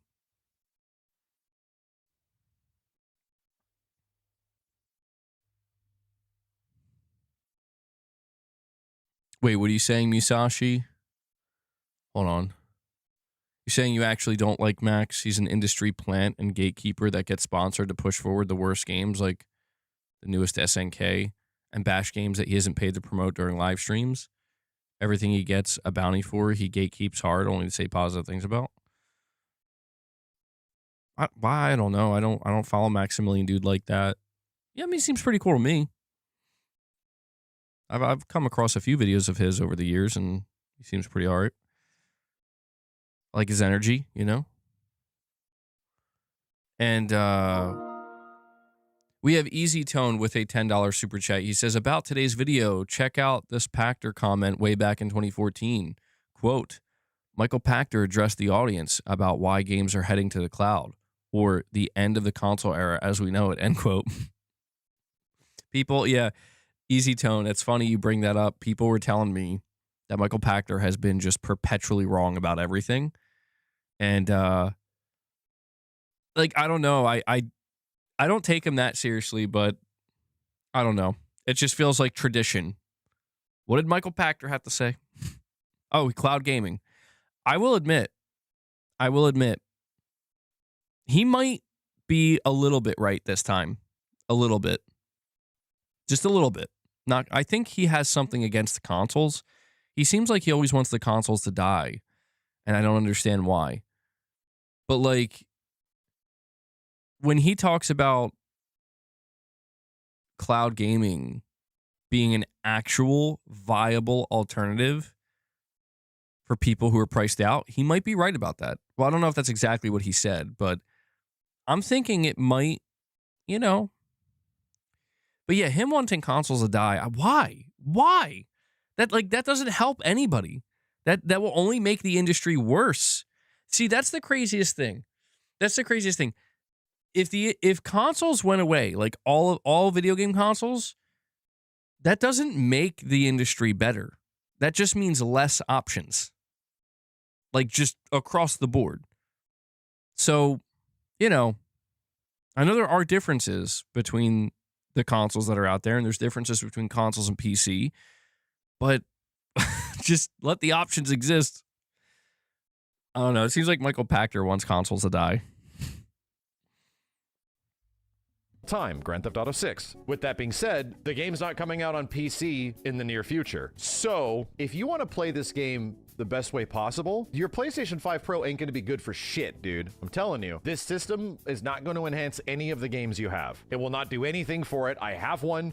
I forget that I have it. Like, I legit forget that it is a PlayStation 5 Pro most of the time. However, it 100% is going to have a supported function on GTA 6. There's going to be a unique graphical setting for the PS5 Pro mode, and it's going to run better. It's going to run either at 60 FPS or something. It's going to look better. If you don't take advantage of this moment right now, this was at the beginning of the year, to go get yourself a PS5 Pro, a used one, whatever, they are going to become harder to find because of GTA 6 and it being the best way to play GTA 6. And they are also likely going to go up in price because obvious reasons. So you know what he did? He went out and bought one. He got one used. Here's the crazy part. And we have Ruben J with a $5 chat. He says, if you're too broke to buy a console, you probably don't have good enough internet to have a good cloud gaming experience. Actually, you might be right about that. I mean, obviously that can't be applicable across the board, but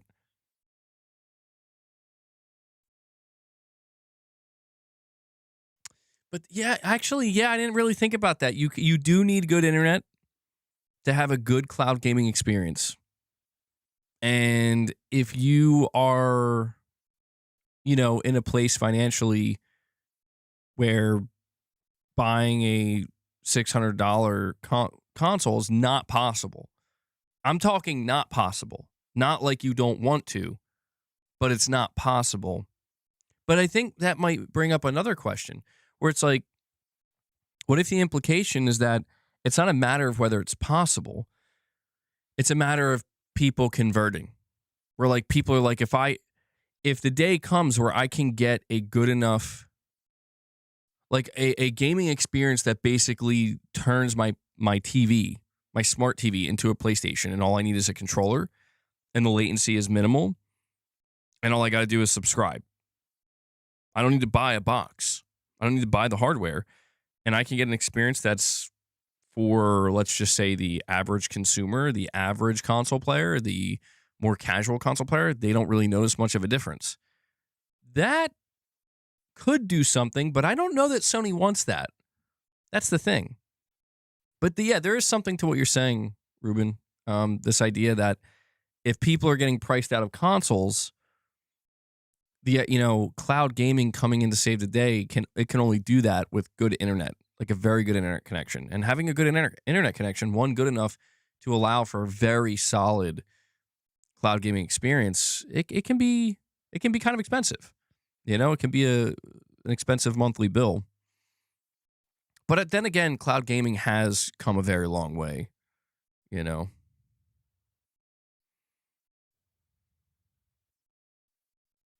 You're saying hardware-wise consoles are obsolete. All they need to do is offer launchers at best if you want a console, so to speak. I mean, I do think that is Sony's plan long-term because it has to be, just like Microsoft's. But if you're Sony, you don't give into that yet. You don't do that yet because it's like, what if you can have another 100 million console generation? The day that Sony can't sell consoles anymore, I don't say can't sell, but the day that we're looking at Sony struggling to hit 50 or 60 million consoles sold, that's the day they're going to have to put out the PlayStation application, the launcher, right? That you can, you can install it on your TV, on your phone, on your PC, anything, any device. People who believe in the long run, that everything's going to open up and it's just going to be, to an extent, it will. It doesn't mean there won't be exclusives, like Sony could put their app everywhere if they wanted to. They could put PlayStation everywhere. It doesn't mean they won't have exclusives. It doesn't mean you'll see, like Wolverine 3 or X-Men in the future, Spider-Man 4. It doesn't mean you'll see that on Xbox in their storefront or Steam. But the idea of taking PlayStation itself and putting it everywhere, that day will come. I don't know if we're there yet, and I don't blame Sony for not being in a rush, because it's like you're still dominant in the home console space. Why rush away from that if you don't have to?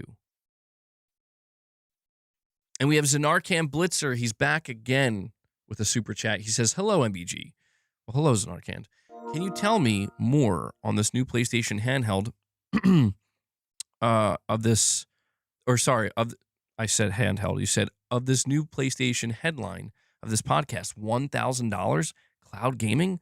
What cloud gaming? On PS6, discs, Activision Lied? We didn't get to the Activision topic yet. To be honest, I didn't really get to any of the topics I wanted to talk about yet. It's just been a little bit free-flowing.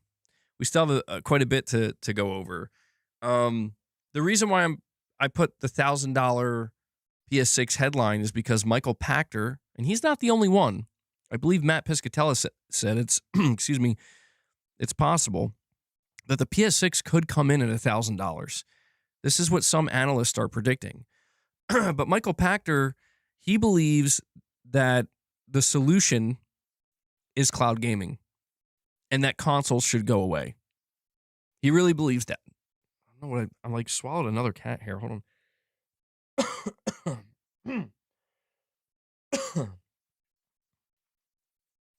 Sorry about that. Jeez, man. Sometimes I wish I could just... Does it sound okay when I talk like this? When I take this off?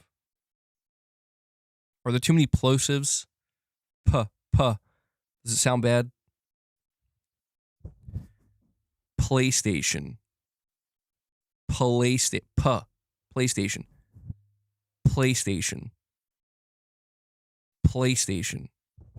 Where are we at? Where are we at? Sounds okay, actually? Does it? Because, dude, this thing, I hate this thing.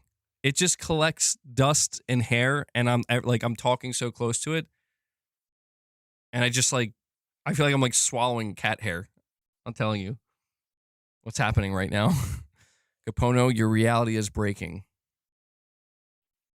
I hear it spiking, but it's not bad.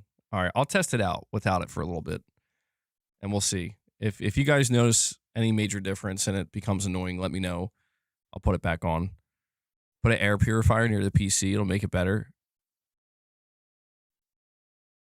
I actually have an air purifier right there. But yeah, Zanarkand. When it comes to Activision Lied, Activision's adding Dave Chappelle to Call of Duty, bro, to help keep it grounded. What, dude? I can't wait to talk about that topic. But yeah, hopefully that catches you up a little bit, Zanarkand. And Kyle Say Stuff, you're saying Max has been a console gamer for 30 plus years. He knows his stuff. I still remember he wanted FF7 remake back in 2009 and finally got his wish after years. Really? I didn't know he was a console gamer. I thought he was a PC gamer. Interesting. That's cool. Yeah, I know he's been around for a while, though. Like, he's seen a lot of the industry over the years. And we have Musashi with a super chat saying, you will forget you are subbed and you will pay $300 a year in subs and increases for the 2 or 3 games worth it per year. And games are getting worse. You will. Let me see. I don't know, man. I don't know. I hope that's not the mentality Sony has. It's like I said, like if Sony's going to increase the prices, they need to increase the value. They need to make it worth it. You know? The PS5 for me, I can't really, like I personally can't be upset about the price increases because I already bought my PS5s and my Pro. So they didn't affect me. But it's like, yeah, if the PlayStation 6 is going to be very expensive, I'm an enthusiast, I'm always going to be there to some extent, unless they do something truly heinous. to destroy it. But they really do. I believe it's like if your goal is you feel you have to continue to increase prices in areas, you have to increase prices in areas to, make sure your profit margins don't drop too low. You have to increase the value. This is why, like, for me, PlayStation Plus Essential, it's nonsense, dude. Like, it just is. Like, I know I'm a hypocrite because I'm subscribed to it, but I do wish, like, Sony, can you like offer something more with Essential? That'd be great. Like, sometimes I wonder if their goal is we want to offer so little with PlayStation Plus Essential that it's just going to make PlayStation Plus Extra seem like a no-brainer. Because sometimes that's literally what I think. Like, I should just be subscribed to PlayStation Plus Extra. It is more expensive, but I'm going to get so much more compared to Essential. Because the only reason I'm subscribed to Essential is for the multiplayer. And I wish, look, I get it. It's console gaming. They're not going to give free multiplayer, but can you just give like a really, really cheap tier where you're literally just paying to play multiplayer? Because I would prefer that because I don't know. There are some PlayStation Plus games that I play, but I don't know, like I saw this month's lineup and I'm like, come on. Like, I'm not. More power to those who are excited to play those games, but I don't know. Yeah, I saw people were excited about Tomb Raider. Michael, you're saying, where's the section of the stream that talked about the $1,000 PS6? I need to go back and rewatch it. Well, actually, we didn't even. We barely, like, we talked about the pricing of the PlayStation 6. That was basically like the first hour, but I didn't actually cover what Michael Pachter said, ironically enough. So you can go back and watch it if you want, but I think you'll probably be good if you don't. I'm going to try to finish reacting to this video, though. And Musashi, you say with another $5 chat, subs are great. Instead of maybe paying $1,000 of a console plus games for one gen, you will pay $300 to $340 a year for 8 years a gen, making it $2,500 or more. Oh, so you're talking, okay. So you're talking, my bad, dude. You were talking about replacing console gaming with cloud gaming and how it will actually add up very substantially over the course of a generation. That's true too. Yeah. And Zanarkand Blitzer with a super chat says, Michael Pachter's a liar. He said the consoles were going to die in previous generations. Don't listen to him. Also, cloud gaming. Really? Google Stadia, anyone? I remember your bad streaming experience. Dude, Google Stadia. Sometimes I do forget about that. Google Stadia, bro. Oh my God. That was crazy to witness. I think Sony is testing the waters, though. The fact that Sony is letting you subscribe to PlayStation Plus Premium through the PlayStation Portal and stream pretty much every game. I think that's the beginning of something they may be looking to expand. Yeah, every generation, it's the last generation of consoles, bro. Every gen. It gets tiring. Where it's like, I think consoles are always going to have a place. I'm not saying they'll always be as popular, but they'll always have a place. Absolutely. And Musashi with another super chat saying, also, delicensing your games will actively remove them from your library.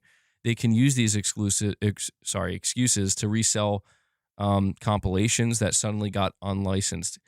Well, yeah, at that point, Musashi, you're basically describing a digital / subscription only future. And there's been a fight against that, where we don't want to see the games industry kind of turn into what the TV and movie / music industry has turned into, where every consumer has sacrificed literally all consumer power or rights that they had in the name of sheer convenience. Because yeah, it's like anytime something bad does happen, like what you're describing, if they want to delist things, you can't, if you're locked into a digital only space, but especially like a streaming space, You know, having a game digitally installed on your hard drive or SSD that you bought that gets delisted is one thing. Literally only having access to a game through streaming and then having that game delisted is another. So, yeah, this is why I will continue to advocate for physical games, man. Regardless of how unpopular they become, it's just, you know, my hope is that some people will realize that you don't want to see physical games go away. You don't. Even if you don't buy them, even if you don't care about them, you don't want to see less options, you know? Ideally, it just stays this way. You can buy physically, you can buy digitally, you can cloud stream. The choice is yours. We don't want to see it continue to get funneled down, you know? By the way, before I continue with this reaction to what Maximilian Dude is saying, I forgot to let you guys know I platinumed a game today. It's my 58th platinum trophy, and the game, it's a bit of a surprising one maybe for you guys. The game is Mighty Morphin Power Rangers Rita's Rewind. Does anybody know about this game? Have any of you guys played this? It's like a 2D side scroller. It's very nostalgic. I grew up with Power Rangers, and when I went to go buy it, I saw it had 32 trophies and a platinum, and I'm like, oh, okay. I thought it would be a lot harder to get the platinum than it was. It only took me like between 8 and 10 hours. So, yeah, there you go. Platinum number 58. I'm moving along. There was a game that got delisted that I bought. You know, before I continue this video, I want to tell you this too, because Musashi's talking about games getting delisted. MBG, I don't have any money. When I get paid, I'm hooking you up tomorrow. If you're streaming, I owe you big time. Well, thank you for that, Leo Jimmy. That's very kind of you, bro. I mean, do what you want and do what you can if it's in your heart, man. You know, I don't want anybody to feel pressured like you don't owe me anything, you know? You don't owe me anything, bro. I just appreciate you being here. But if you do, I very much appreciate that. People really liked your song, by the way. Yeah, you got a couple. I saw a couple compliments on that in the comments after the stream. Maybe that's what we need. Less like console war songs, more songs about games themselves. There we go. But I got to tell you guys, I bought this game. And there's a reason why. So I want to ask you guys this before I continue this video. If you hear that a game is getting delisted, like permanently delisted, do you feel inclined to go buy the physical version? If there's a physical version that exists, knowing that it's probably going to skyrocket in value? Because I just did that for a game recently that I'm not really interested. I might play it just for the sake of it, just to see. But I was scrolling through Amazon, and it's a kid's game, dude. It's like I guess it's not like a kid's game. It's like a family game. Maybe I'll see if little MBG would want to play it with me. I showed it to him, and he seemed maybe interested. He's like, maybe we'll play it later or another time. And I'm like, oh, okay. But it's like this Justice League game, and I saw it was getting delisted. And it's only been out for a couple years. It's called. Hold on. What is this game called? Now I gotta actually get the right.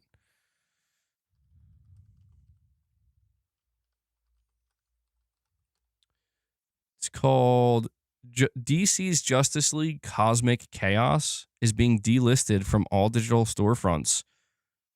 Steam, PlayStation, Xbox, Switch, March 2026. So it was just delisted due to the expiration of licensing agreements. The game remains playable for those who own it. But I was like scrolling through Amazon. I was just looking at PS5 games, and I saw like, dude, this game was there for like $30. And I'm like, I'm going to buy it. So I did. Now I got to figure out if I'm going to play it or not. But yeah, I don't know. When it comes to the delisting of games.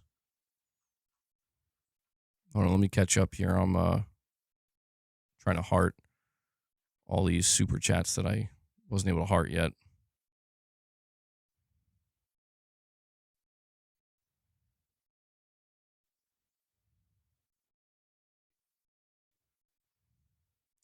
And Zanarkand, you're saying streaming, MBG, streaming MGS4. Then while playing, the dreaded buffering animation shows up for 15 minutes. And then later resolution drops from 4K to 144p. Yeah, I mean, look, man, for me, streaming a game is only something I would do as a last resort. That's my take. And even then, I'm going to have to really want to play that game. Because chances are, I'll go find something else to play natively. But I heard it's not too bad. I don't know. I heard Sony improved their cloud streaming quite a bit.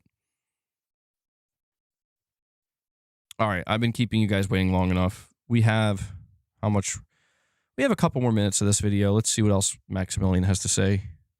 System is $900 or is about to become $900 starting April 2nd. Okay, it is going to sell out. Maybe not now, maybe not like in a couple of months, but as we get closer to Grand Theft Auto, this shit is going to become worth way more in terms of the resale market and shit like that. This is an insane amount of money. But because Grand Theft Auto is the biggest game and people cannot play it any better than a PlayStation 5 Pro, this is the game that people wait 10 years because they buy one game every 10 years. And they just play that game. That's why. PS5 Pro is about to become worth its weight in gold. I bought this for what, $750 when it came out for specifically FF7. Jesus Christ, that seems cheap by comparison now. This shit sucks. Oh my God. It was worth starting all those wars. It was worth investing into AI. It was worth tariffing everything. Everything is so much better now because now the consoles are more expensive too. It was worth it. I feel great. Dude, it's even hitting everywhere else a shit ton. Like an absolute astronomical shit ton. The PlayStation Portal is also going up to $250. So it's basically the price of a PS3 adjusted for inflation. Yeah, you're kind of right, because $599. Here is what I absolutely hate about this. Video games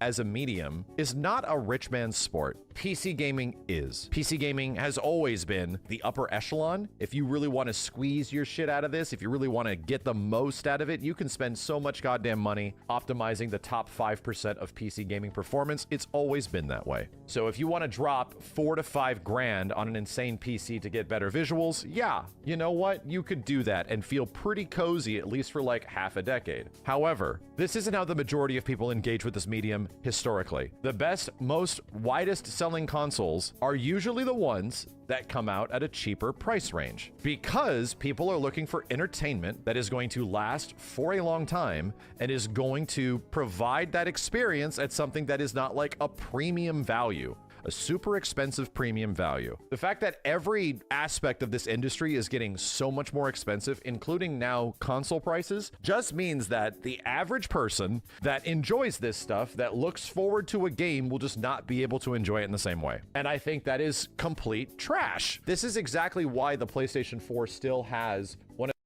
Well, I mean, yeah, his logic is perfectly sound. He's not wrong. However, is that really what's going to happen, though? And again, like, I'm only saying this because it's interesting. Josh, I appreciate you sending me this video, and I should have reacted to this sooner because he's literally talking about what I was just talking about. The assumption, the instinctive, logical assumption is prices go up, less people engage. But this is where I'm just like, dude, literally, like, dude, I don't know. I don't know. Like, we might be surprised to find that, you know, little Timmy. It's not little Timmy. Maybe it's little Timmy. I don't know. Little Johnny. Little Johnny P. No, not Johnny P either. I'm just saying, like, we might end up finding out that when Modern Warfare 4 comes out this year, for example, and GTA 6 and Wolverine, the same people are going to be buying the consoles. In the same amount. The same amount of people, they're going to buy them. I'm not banking on that. I'm just saying. Like, we may find out that logic is not actually going to be upheld here in the way that we think. little Jimmy can't get a nickel for his grandma. I was going to say little Johnny. That's actually me. I used to be called Johnny. One of the largest active user bases of a previous generation console ever. There are way more people sticking around with their PS4 and logging into PSN daily, where we can see the numbers that is like, holy crap, we're never getting rid of this console generation, dude. Unless there's a game that you really love and it's specifically on a PlayStation 5. If you're out there like fence sitting and you've been waiting on a PS5 and you're like, hey man, maybe, and you've had a PS4, I'm telling you right now, unless you got the fattest OLED or some shit or some real crazy big 4K TV, your PlayStation 4 is just fine. What I'm trying to say is that I hate this because What? Whoa, wait, what? No, I disagree with that one. That's a hard disagree. What he should say, what I think he meant to say is if you're still okay with 30 frames a second. I think that's what he meant to say. Because, dude, unless he's... did he mean the Pro? He's talking... No, he just said PS4. Maybe he meant PS5? No, he was talking about PS4. Yeah, I don't agree with that. I do disagree with that, where it's like truly the biggest difference between the PS4 and the PS5 generation, like hands down, is every game went from being like 30 frames to 60 now. You don't get 30 frames per second games anymore. There's been like 3 or 4 instances of 30 FPS games this gen. And I think for a lot of people, that is like, for a lot of people, that's even bigger than 4K. You know? A lot of people would trade. Oh yeah, that's true. I can rewind what he said. I can go back. You're right. Let me hear that again. On a PlayStation 5. If you're out there like fence sitting and you've been waiting on a PS5 and you're like, hey man, maybe, and you've had a PS4, I'm telling you right now, unless you got the fattest OLED or some shit or some real crazy big 4K TV, your PlayStation 4 is just fine. What I'm trying to say is that I hate this because I hate the idea of people without equity being locked out of entertainment. If you don't have... Well, yeah, that sucks too. I mean, that's like the biggest drawback by far. But yeah, no, I don't know. Yeah, we're gonna end up getting GTA at 30 frames. But still, even if GTA comes in at 30 frames, now, well, I mean, I guess the implication, no, you're not wrong. You do need a good display for the PS5. But like the implication is that you're on such an old TV, which I guess if you're still on PS4, maybe you are. Maybe. Just maybe. But I don't know. Like, the idea is like you're still on a 1080p TV that isn't even 60 hertz or something. Like, I don't know. I just can't agree with that. I do not think I could turn to somebody who's on a PS4 today and say, you're fine. I feel like today, I mean, in the first couple years of the gen, you could say that, I think. Like, I think you're missing out. But I mean, I had this conversation at the beginning of this gen so much with people where it's like, dude, I don't know, the PS5 is pretty damn sick. Between the fast load times, the DualSense, the 60 frames for every game, I'm like, this is crazy, bro. This is awesome. You don't get any of this on the PS4 or even the PS4 Pro. And so, like, he's sitting in 2026, I could not turn to somebody and say, you're fine on PS4. I feel like I'd be lying to them. I'd be like, bro, you ain't fine. Wolverine's coming, GTA's coming, you know, like get your ass on it. This is why I was like telling people, like, if you're on the fence, go get a PS5 right now, literally before April 2nd. But get a job. They took our jobs. Don't have as much money you can't buy as many games. That makes sense. If you don't have as much money, you can't go out to see as many movies. You know, this is the way it's always been. It bugs the shit out of me that just because of a position of equity where you cannot afford the price point of this shit, that we are now limiting a whole bunch of people. This is now a pristine, high quality gaming experience that is only for people that have golden wallets and shit. I fucking hate it. Can I afford it? I can. This shit is my job, but it doesn't change the fact that that was also my bitch ass for like 25 years of my life, doing whatever I could to buy the games that I wanted with, you know, whatever I had in my pocket. So I think. But you know what's crazy about, because I was there too. I think we've all been there. But it is kind of proof, to a small extent anyway, that like for those who care, man, we're gonna find a way. You know, like if you care about gaming like that, even if you're broke, even if you're struggling financially. I mean, dude, I'm not gonna lie. Like straight up, come on, don't lie. We all know you're gonna make some unwise financial decisions that you shouldn't be making, because you need to get. We got a game. We're addicted. We need the game. Gaming is a priority. For some people, it's, paying bills and food. For some of us, it's games. Just kidding. I'm kidding. Mostly. I'm mostly kidding.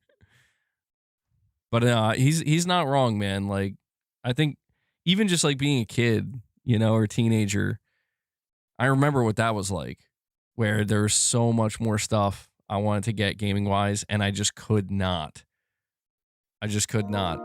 New Soul 9 with the $2 chat says, just become a blank dealer and you'll have enough. Don't do that.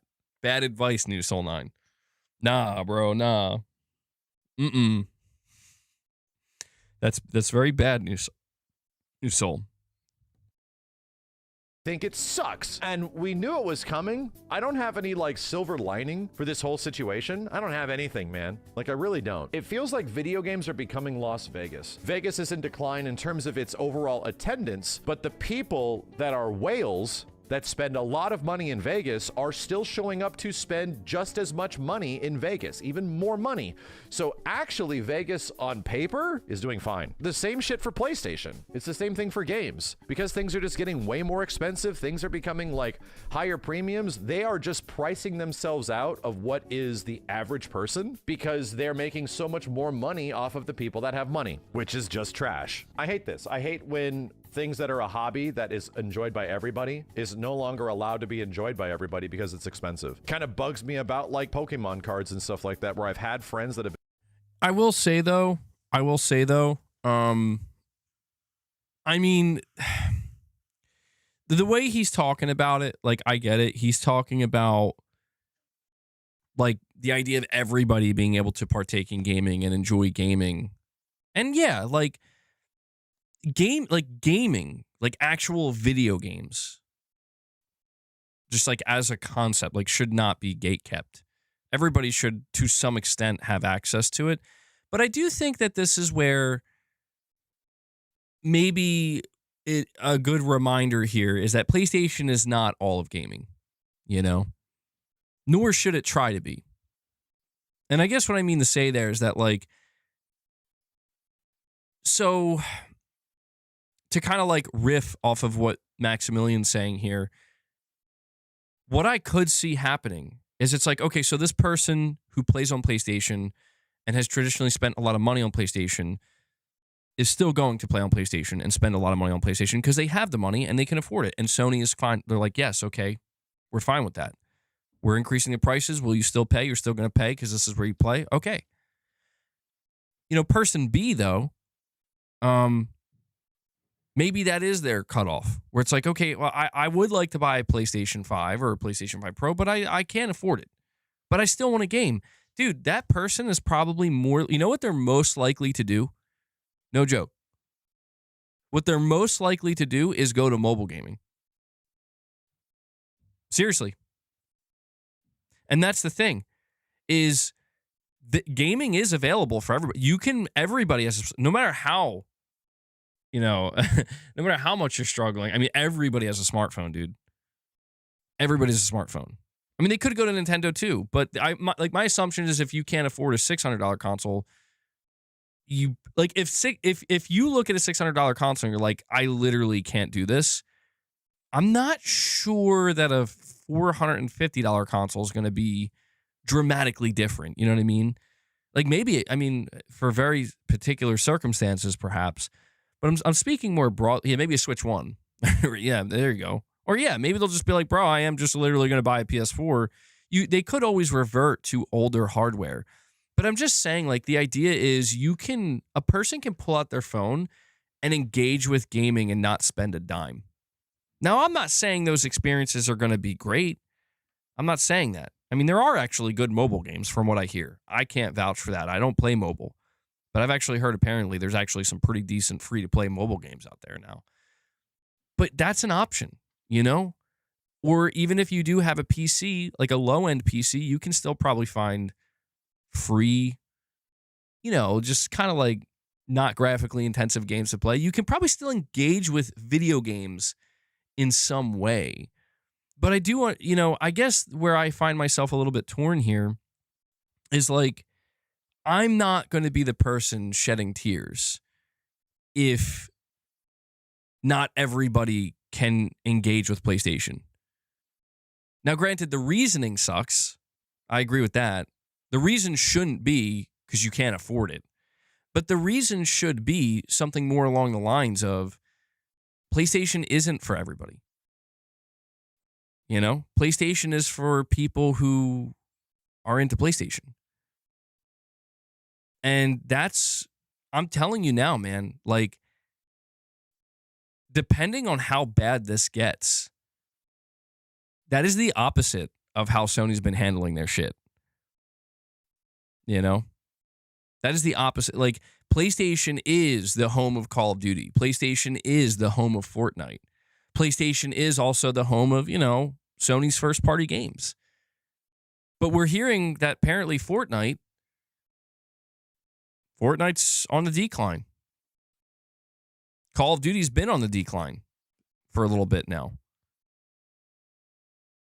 I mean, I don't know what's going on with Roblox, but I'm pretty sure most kids are playing Roblox on devices that are not PlayStations. So it's like, the question is, can Sony maintain this outward facing, we want to be the de facto gaming platform for everybody? Or are we looking at a possible outcome where that is literally no longer possible, so now they have to truly just rely on more, like they have to lean on the hardcore, so to speak, more than ever before? I don't know. I don't know what's going to happen there, but I guess I'm just saying it is interesting when you think about it. We're almost done with the Maximilian video. I think there's like 1 minute left.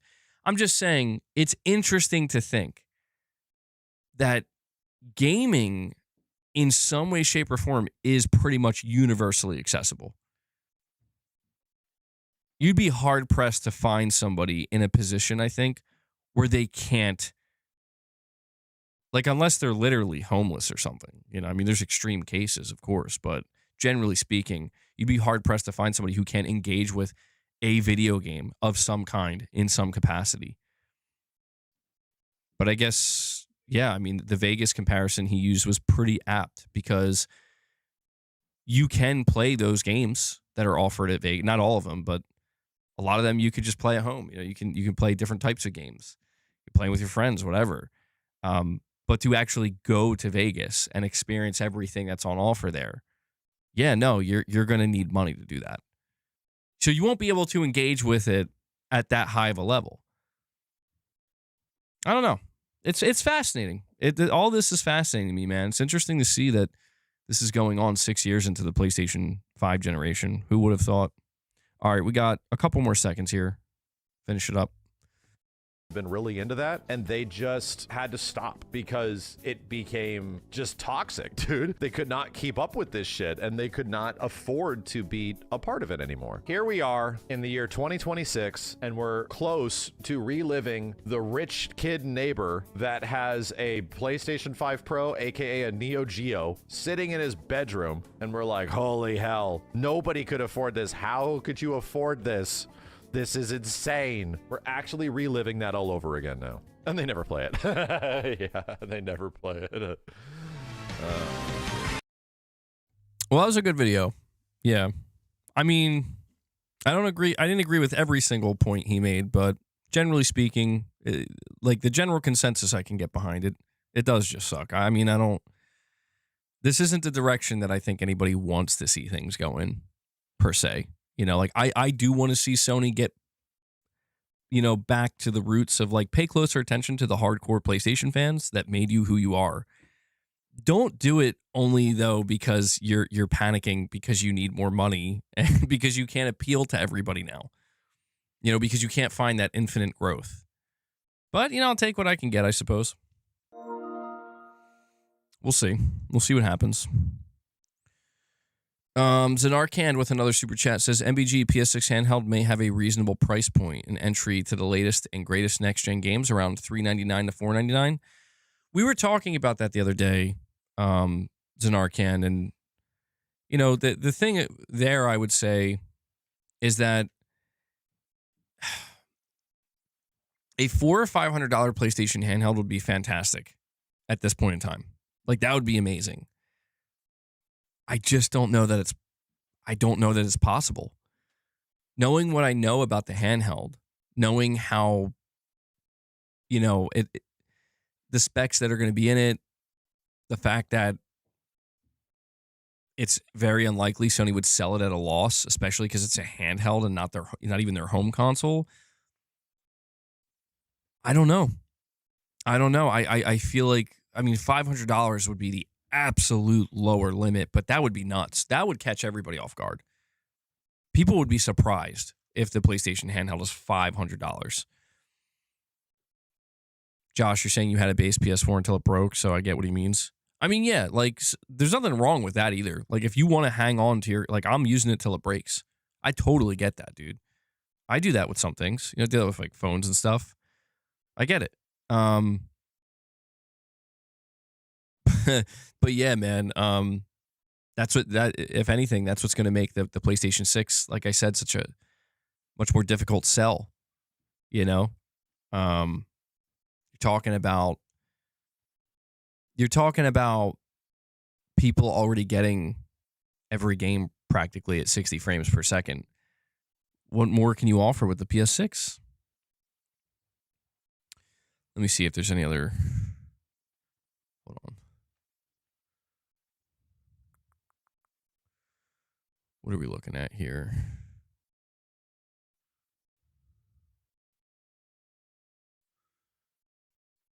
All right.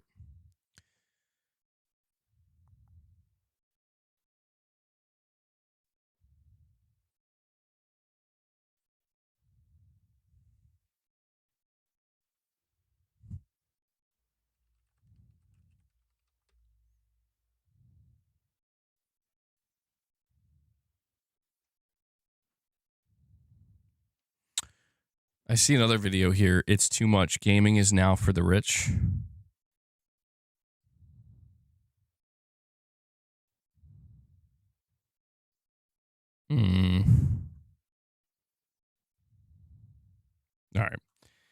All right. I think I'll come back to the chat here.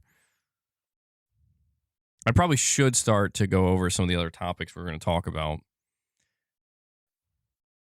Oh, let me come back. All right. Get this out of the way.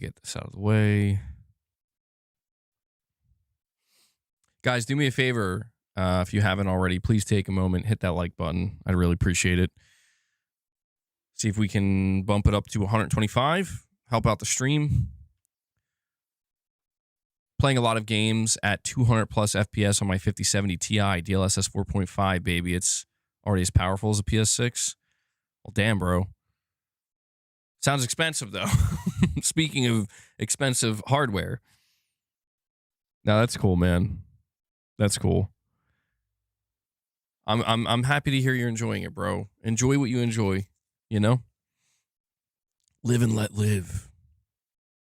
If the PS6 can consistently do 4K 120 FPS, then they have something. Well, you're welcome, Zanarkand. You're welcome.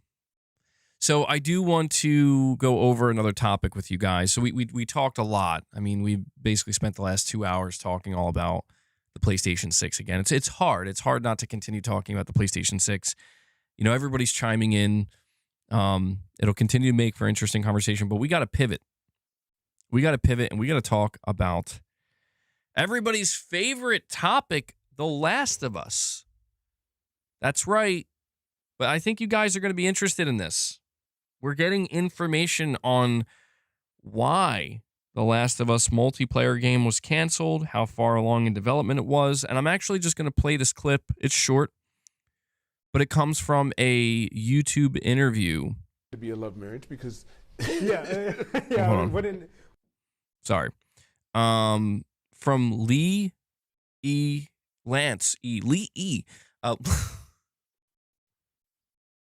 Lance E. Lee. That's his name. I don't know.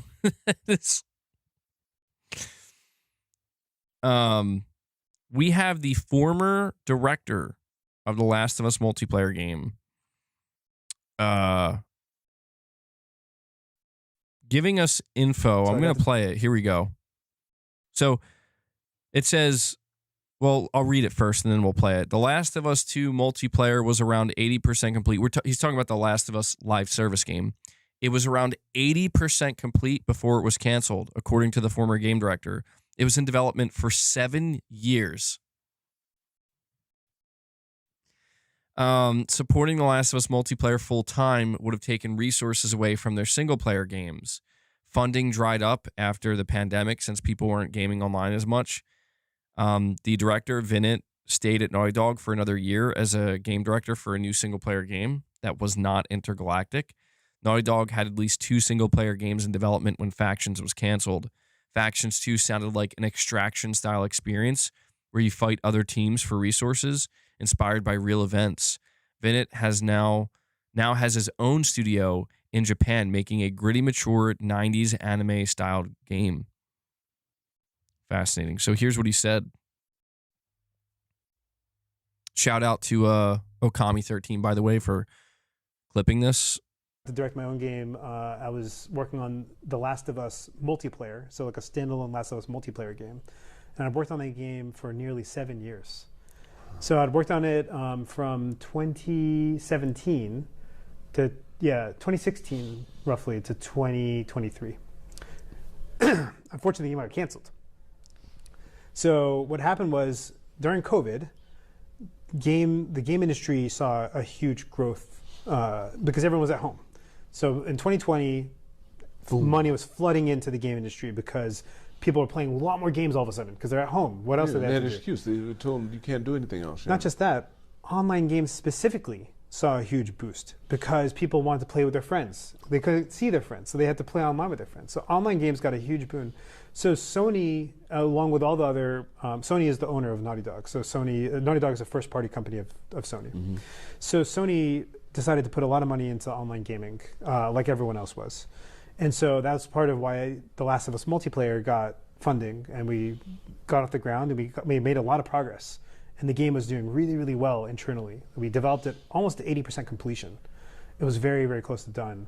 But then all the forces that pushed the game industry in 2020 were the reasons it started declining in 2022, 2023. So as people returned to the office, suddenly people didn't have as much time to play games.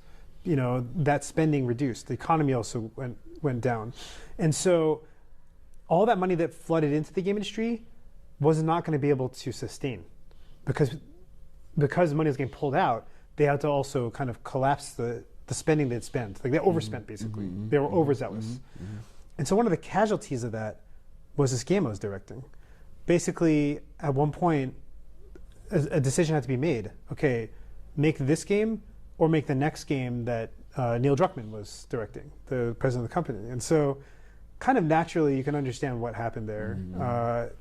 They had to pick the game that was kind of the sole bread and butter of the studio, rather than this experimental game that I was working on that I believe was going to be really big, but unfortunately couldn't see the light of day. And that was a devastating moment for me, because I spent 7 years working on that game, and it was soul crushing. I remember honestly finding out that I was the director of the game, and to find out that I was getting canceled 24 hours before it was announced to the public. That's how I found out about the game getting canceled. And it was just unfortunate. And they have to do that because they have to control the messaging. And Was that worse? Did that hurt you more than being walked out of the office with your box? 10 times more. Because this is something. So you had so this is much something invested. I really cared about. Yeah, but you had so much invested in 7 years of investment. And you remember I was telling you. Investment, yeah. You remember I was telling you that what inspired me about the games of the '90s was they came from. So, man, I got to talk to you guys about this. Oh, man.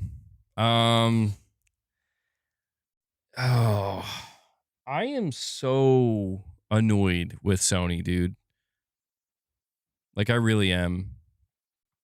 So, hopefully you guys caught everything he said. Again, for those who were just like tuning in, that was the director, the person who was directing the Last of Us multiplayer game, in development for 7 years, 80% complete. I'm telling you.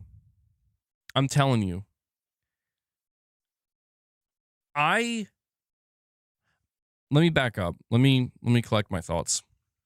We're learning something here. I'm going to bring this up too. Let's see. Naughty Dog canceling Last of Us Online.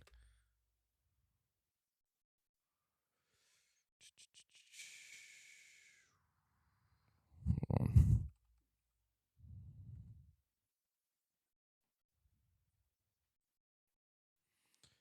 Sorry, I'm trying to find the official Naughty Dog post announcing Last of Us Online canceled. I can't find it because it's trending today. The news. Here we go. Okay, it was just a little bit buried. So I'm going to read this to you real quick. Okay, so you just heard with the game director, the source of the audio conversation. That was from a YouTube channel. The YouTuber is named Lance E. Lee. I'm not familiar with them. That clip was from Okami13 on Twitter. He clipped it. But yeah, apparently there's a whole interview. So we heard what he had to say. I'm going to go back now to I'm going back to the official blog post that was released on December 14th, 2023, an update on The Last of Us Online. We realize many of you have been anticipating news around the project that we've been calling The Last of Us Online. There's no easy way to say this. We've made the incredibly difficult decision to stop development on that game. We know this news will be tough for many, especially our dedicated Last of Us factions community who have been following our multiplayer ambitions ardently. We're equally crushed at the studio as we were looking forward to putting it in your hands. We wanted to share with you some background on how we came to this decision. The multiplayer team has been in pre-production with this game since we were working on The Last of Us Part 2, crafting the experience we felt was unique and had tremendous potential. As the multiplayer team iterated on their concept for The Last of Us Online during this time, their vision crystallized, the gameplay got more refined and satisfying, and we were enthusiastic about the direction in which we were headed. In ramping up to full production, the massive scope of our ambition became clear. To release and support The Last of Us Online, we'd have to put all of our studio resource behind supporting post-launch content for years to come, severely impacting development on future single-player games. So we had two paths in front of us: become a solely live service game studio or continue to focus on single-player narrative games that have defined Naughty Dog's heritage. We are immensely proud of everyone in the studio that touched this project. The learnings and investments in technology from this game will carry on to how we develop our projects and will be invaluable in the direction we are headed in as a studio. We have more than one ambitious brand new single-player game that we're working on here at Naughty Dog, and we cannot wait to share more about what comes next. So, that was the official write-up. I'm going to just replay a very small section of this clip, okay? One more time. Everyone was at home. So in 2020, money was flooding into the game industry because people are playing a lot more games all of a sudden because they're at home. What else do they have to do? Excuse. They were told you can't do anything else. Not just that, online games specifically saw a huge boost because people wanted to play with their friends. They couldn't see their friends, so they had to play online with their friends. So online games got a huge boon. So Sony, along with all the other, Sony is the owner of Naughty Dog. So Naughty Dog is a first-party company of Sony. Mm-hmm. So Sony decided to put a lot of money into online gaming, like everyone else was. And so that's part of why The Last of Us multiplayer got funding, and we got off the ground, and we made a lot of progress. And the game was doing really, really well internally. We developed it almost to 80% completion. It was very, very close to done. But then all the forces that pushed the game industry in 2020 were the reasons it started declining in 2022, 2023. So as people returned to the office, suddenly people didn't have as much time to play games. You know, that spending reduced. The economy also went down. And so all that money that flooded into the game industry was not going to be able to sustain, because money was getting pulled out. They had to also kind of collapse the spending they'd spent. Like It's this. I'm sorry. It's this next part. Listen to this next part really closely. Listen to what he says. I don't think people are paying close enough attention to this, in my opinion, to what he's revealing. All right, I'll elaborate in a second. Overspent, basically. They were overzealous. And so one of the casualties of that was this game I was directing. Basically, at one point, a decision had to be made. Okay, make this game or make the next game that Neil Druckmann was directing, the president of the company. And so what he just said right there. Oh boy. Oh boy. You can't hate Sony enough. I don't know who at Sony. I don't know if we're talking Herman. I don't know if we're talking Hiroki Totoki. I don't know who we're talking. But think about what he just said. Who do you think? So I just read to you the blog post from Naughty Dog. Okay? And Naughty Dog didn't place the blame on anybody. In fact, Naughty Dog almost made it sound like it was their fault. Like, Naughty Dog made it sound like we weren't prepared to support a live service. That was my understanding. That's how I read that blog post. And that's how other people read that blog post, where it's like, what are you, stupid? And that's why it never made sense to me. I'm like, you guys aren't stupid. Like, you didn't not know that. You know what I mean? Like, you knew when you were making this game, when you made the decision back in like 2020, like, we're going to make this a full-blown standalone live service. You knew it was going to need support. They obviously knew that. What we're learning here is that Sony basically walked in, somebody at Sony, again, I can only assume it's Herman, and they said, we're not funding all this. We're not doing all this anymore. The money's dried up. So we'll leave it to you, Naughty Dog. You make the decision. If you want to do the single-player game, you want to do Intergalactic and your second single-player game, we'll fund that.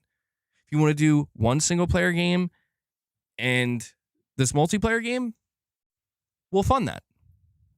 But you're not doing it all. And to that I say, are you kidding me? Like, we're basically finding out, guys. Like, this is where I think it hasn't really sunk into people's minds yet. Listening to what he just said, we're finding out that Sony pulled the funding, dude. They gave Naughty Dog a limit. And I'm like, bro, what? Like, okay, fine. Give a limit to maybe like Ben Studio. Give a limit to maybe like Blue Point. Give a limit to, even at this point, like Media Monaco. But Naughty Dog? You don't have enough funds to spare for Naughty Dog to be able to build a third team to be able to maintain The Last of Us Online? You're going to give them an ultimatum? You're not going to let them make 2 single-player games and their multiplayer game that's 80% finished? You're going to put them in a position where they have to sever one. And this is why you can't blame Naughty Dog, because if you are Naughty Dog, you realize, damn, like, we have to think of the long-term health of our studio because Sony's putting us in this position. We're going to go with the single-player games. That's what we're going to go with because that's our safest bet. And they weren't wrong for that, but it should not have been that way. And it's especially egregious when you realize, oh man, it pisses me off. Sony will spend, you know what? Sony deserves what they're getting. Sony, you deserve, you'll never see me as impassioned as I get than with The Last of Us, bro. And especially this multiplayer game. Sony deserves what they get with multiplayer now, because it's like, you will take $3.6 billion, make it rain on Bungie, but you're going to walk into Naughty Dog, and be like, something's got to go here. Something's got to go. We're cutting funding. That's what he revealed. Like, this is what I'm like kind of shocked to see people are not pointing out that, like, bro, Sony's even worse than we thought with this shit. Where it's like, what crack pipe was Herman smoking?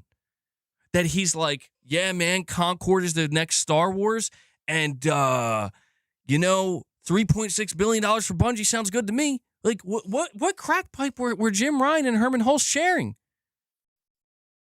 This is absurd. It's absurd to me, dude. It's like, this is the most egregiously mismanaged, ass backwards, upside down nonsense I've ever seen from PlayStation. And that's saying something, because they've made some pretty big mistakes.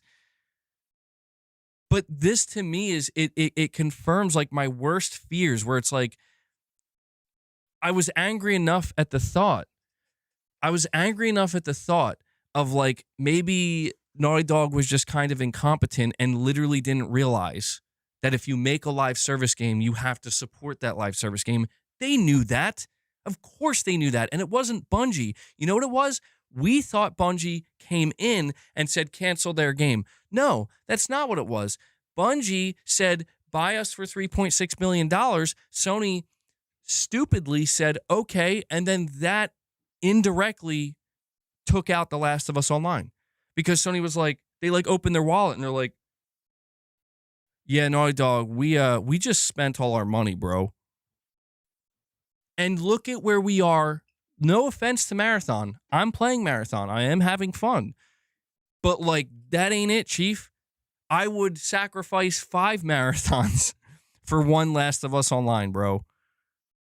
And what I feel bad for this director, Vinit Agarwal. He left, dude. He's like, I'm done. He had it made at Naughty Dog, and he left because he knew what they just did to him. Not Naughty Dog, Sony.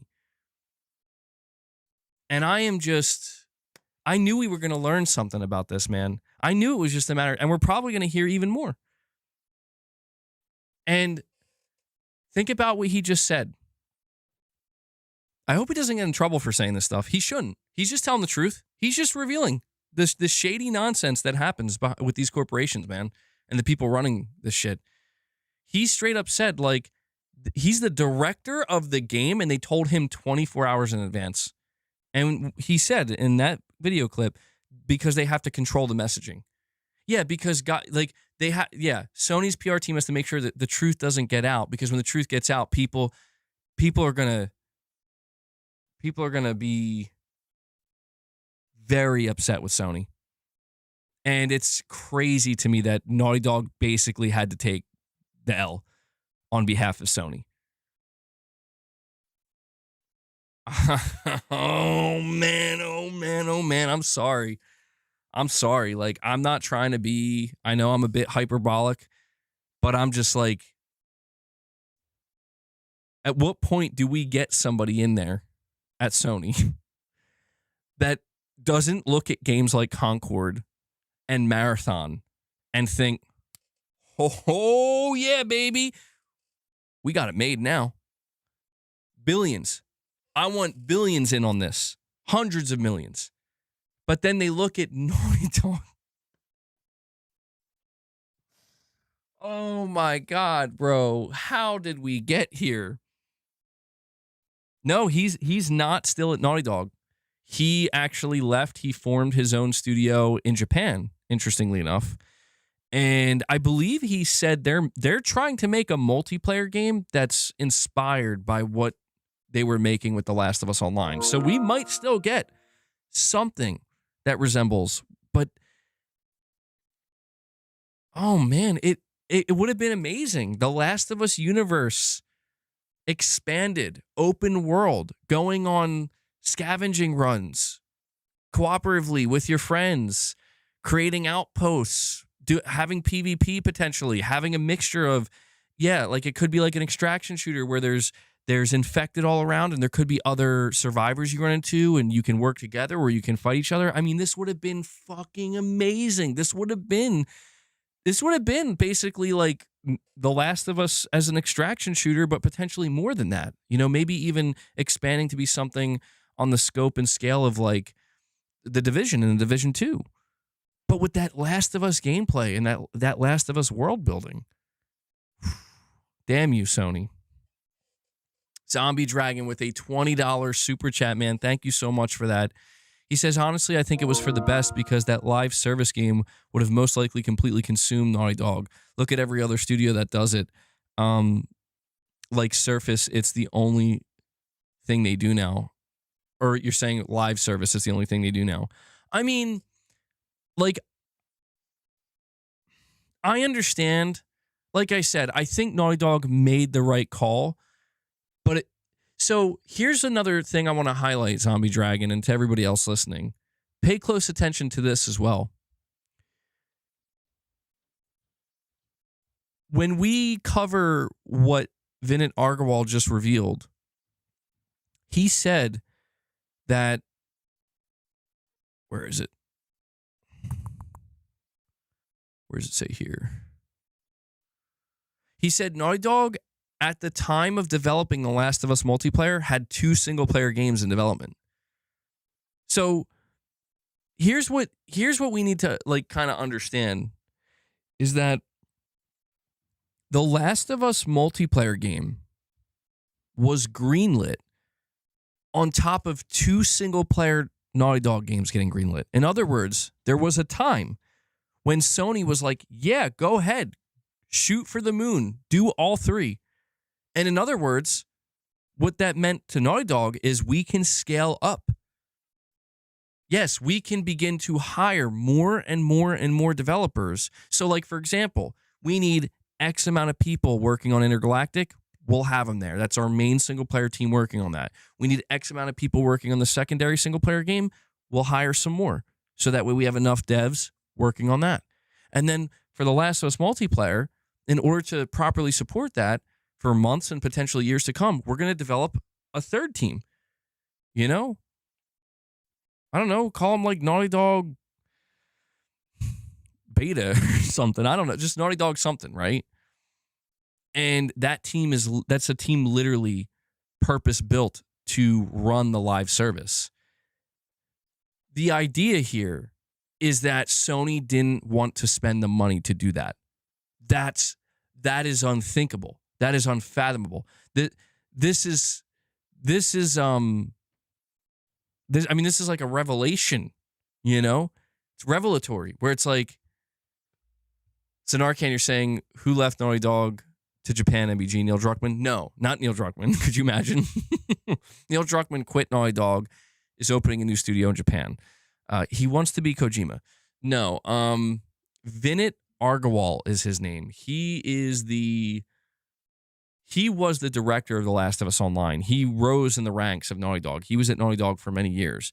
And after his game got canceled, The Last of Us Online, he tried directing a single-player game for a year, but I guess it didn't work out, and he ended up leaving.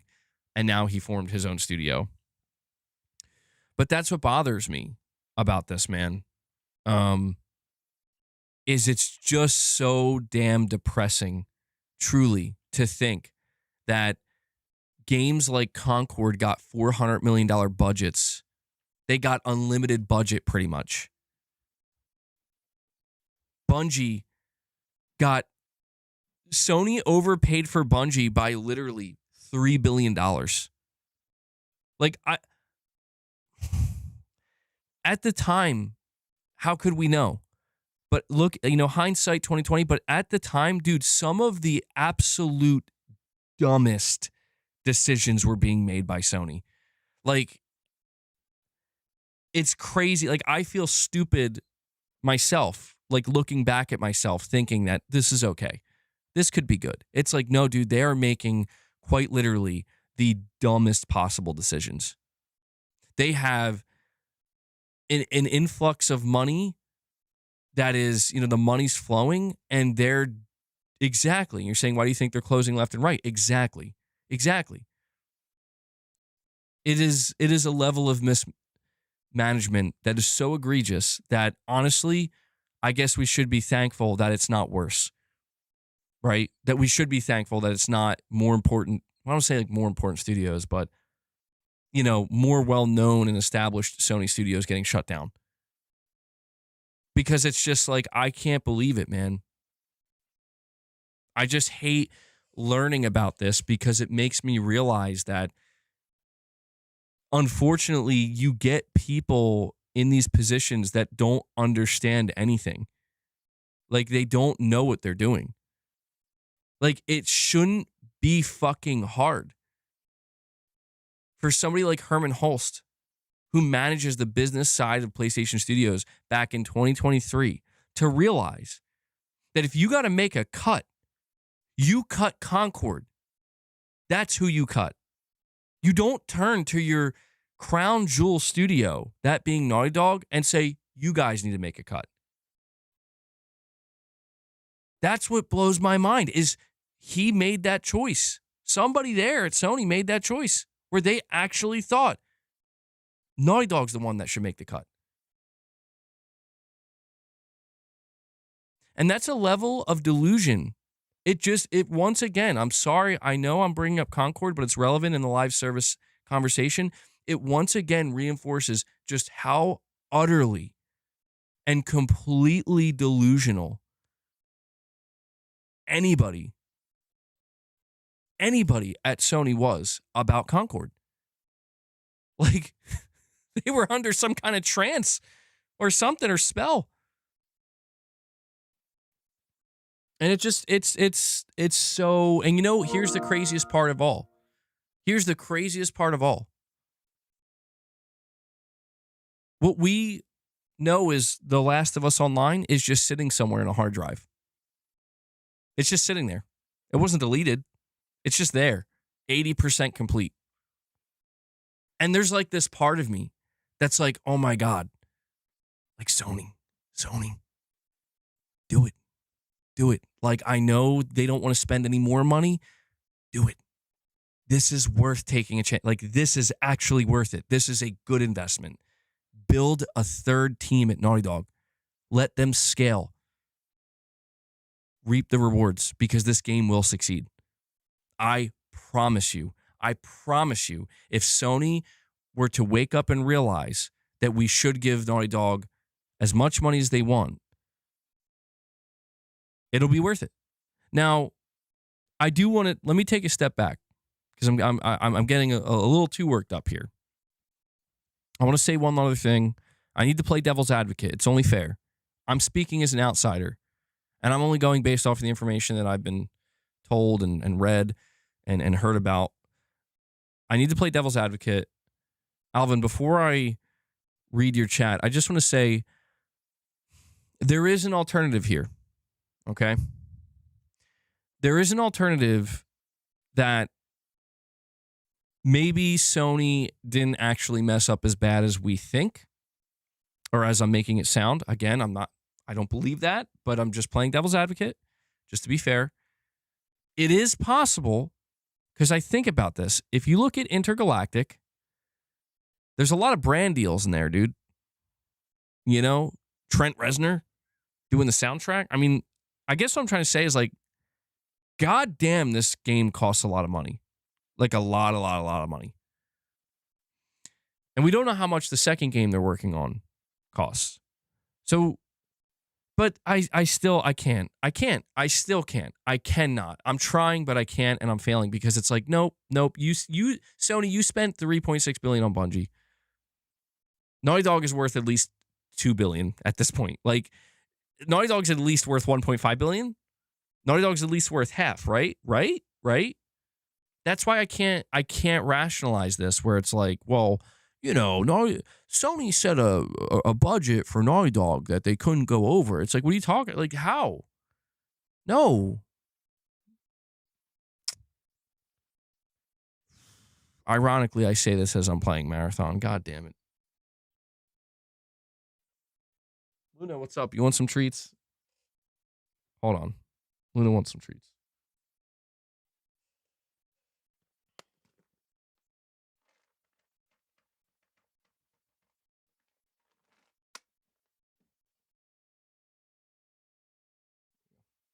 Alvin, let me read your super chat. I'm sorry to keep you waiting. You're saying they could have literally just negotiated Bungie down to 3.4 million instead of 3.6, and that alone would have financed factions. I'm telling you, dude, it's crazy that you say that, Alvin, because that's the thing is I don't think there were any negotiations. I don't think there were. I think Jim Ryan shit his pants when he saw that Microsoft announced they're acquiring Activision, and he literally just said, "We'll pay you how's $3.5 billion sound? Is that good? That's our remaining budget. Do you want the rest of our budget?" And my God, my Lord, bro, this is how you know, like I give Jim his, the credit. I'm a believer in giving credit where credit is due, and I gave him his credit for the things he did get right. But dude, this is the problem about having people in charge who don't know games and don't know gaming. Where from Jim Ryan's perspective, he really did believe Bungie was worth that money because he didn't know. Like, bro, yeah, don't get me wrong. Destiny 1 and 2, big money makers, big successes. They made Halo. But, like, take a closer look. Like, Bungie fans would be able to warn Sony, like, careful with these guys, man. Like, they're good, but they're a little, what's the word I'm looking for? There's an edge to them that it works both ways. So be very careful.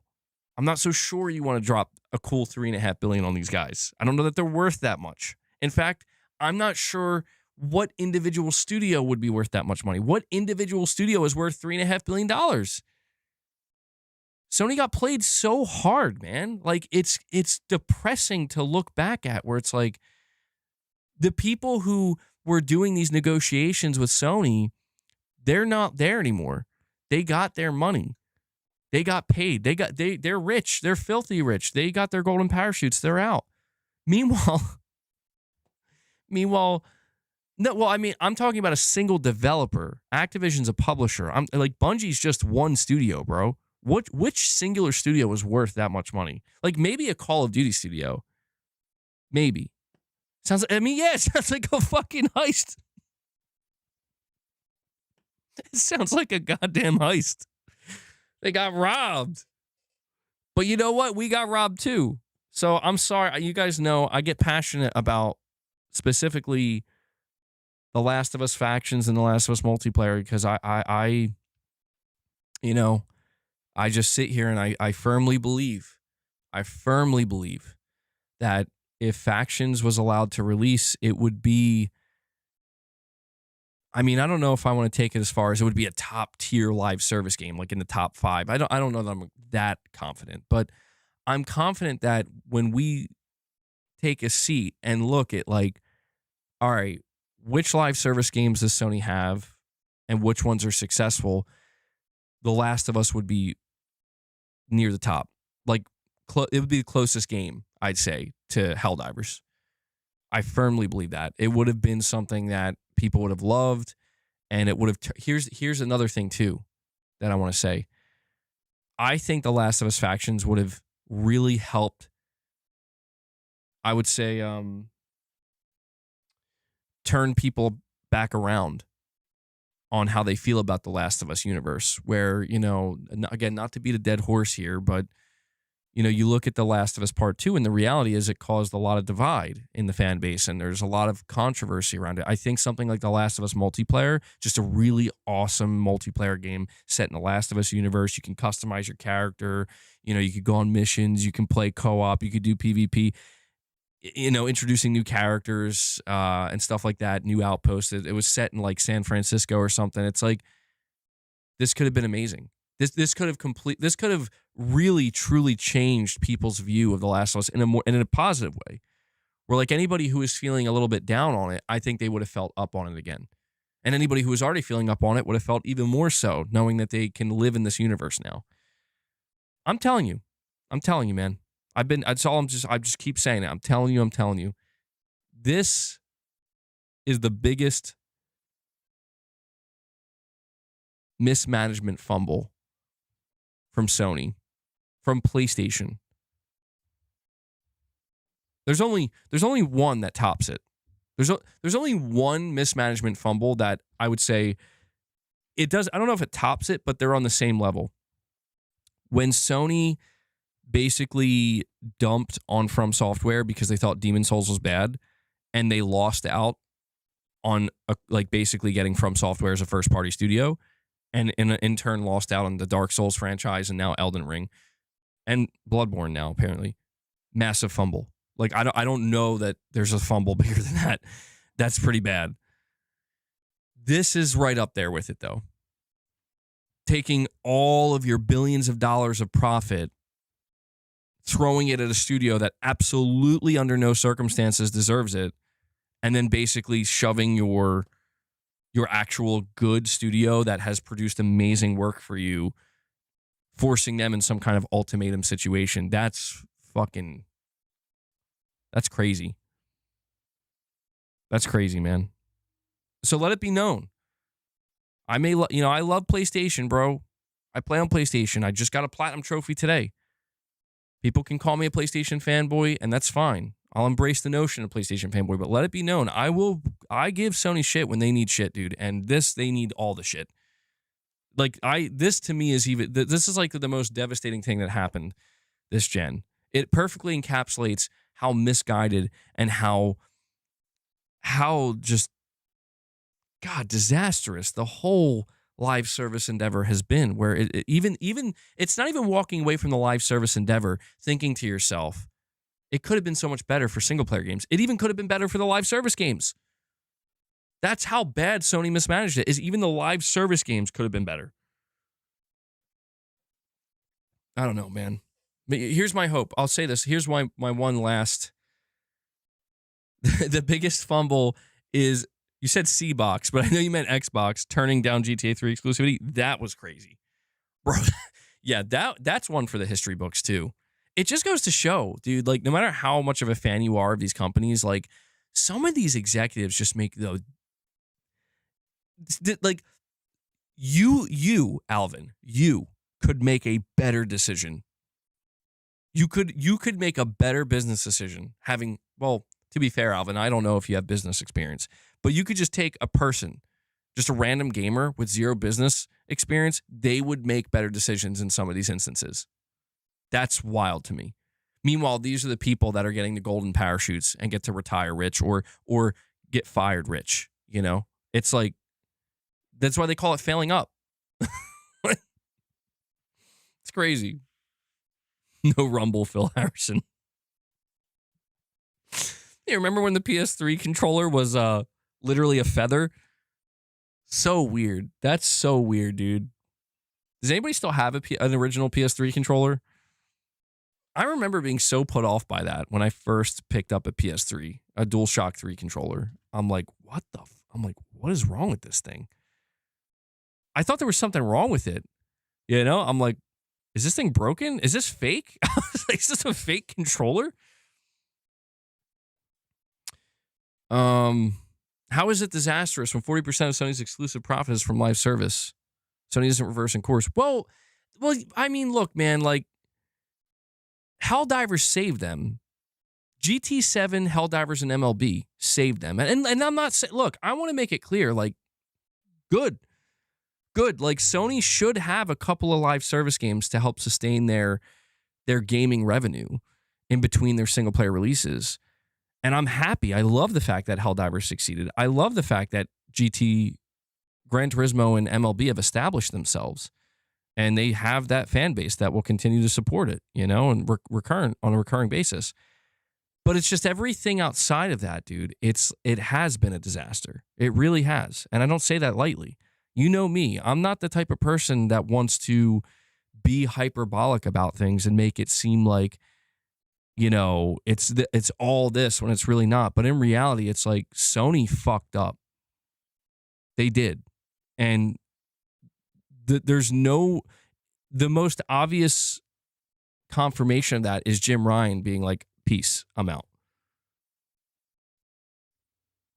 And now you're seeing half of what Jim Ryan tried to spool up being slowly, completely altered and changed or just shut down.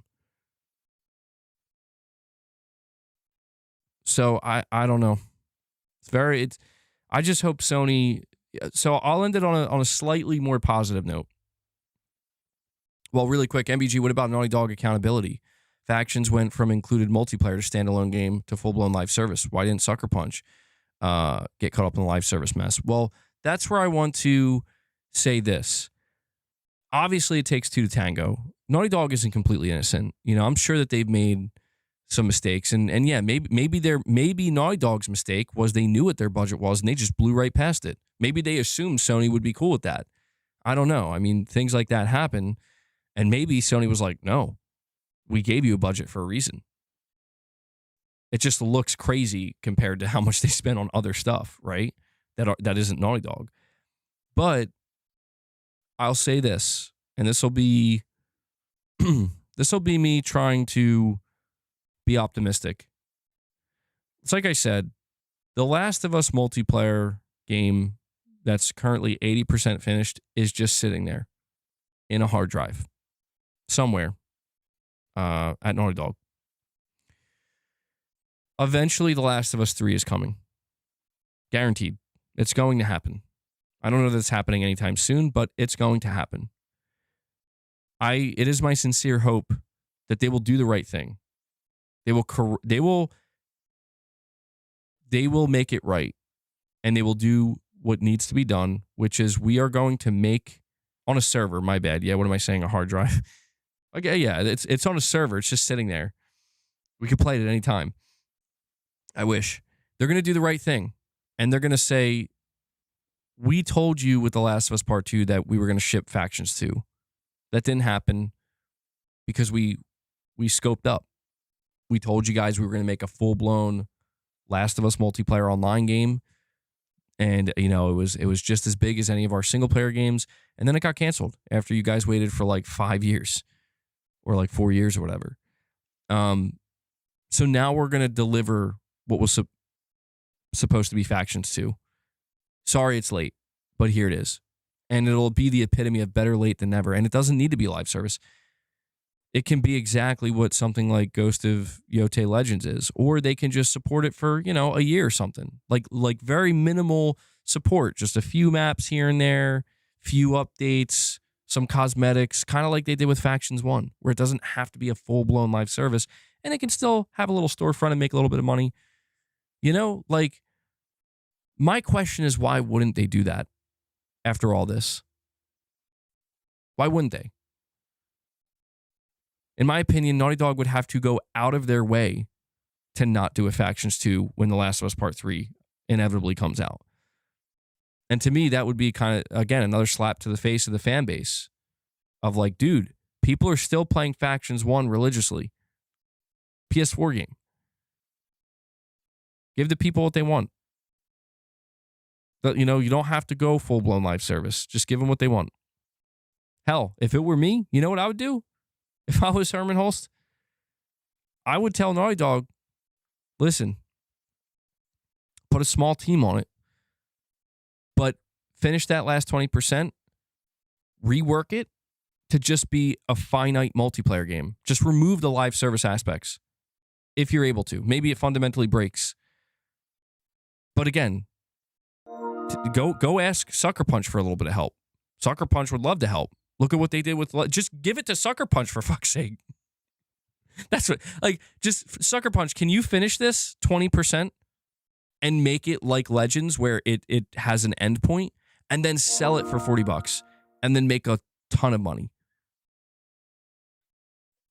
Like, it's...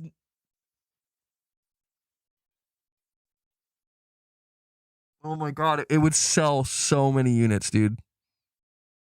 It would sell so many units. I don't understand, man. Like, it hurts me that, like, it's just that obvious. It is painful. Like, just finish 20% of a game, make it finite, slap $40 on it, slap a $40 price tag on it, win.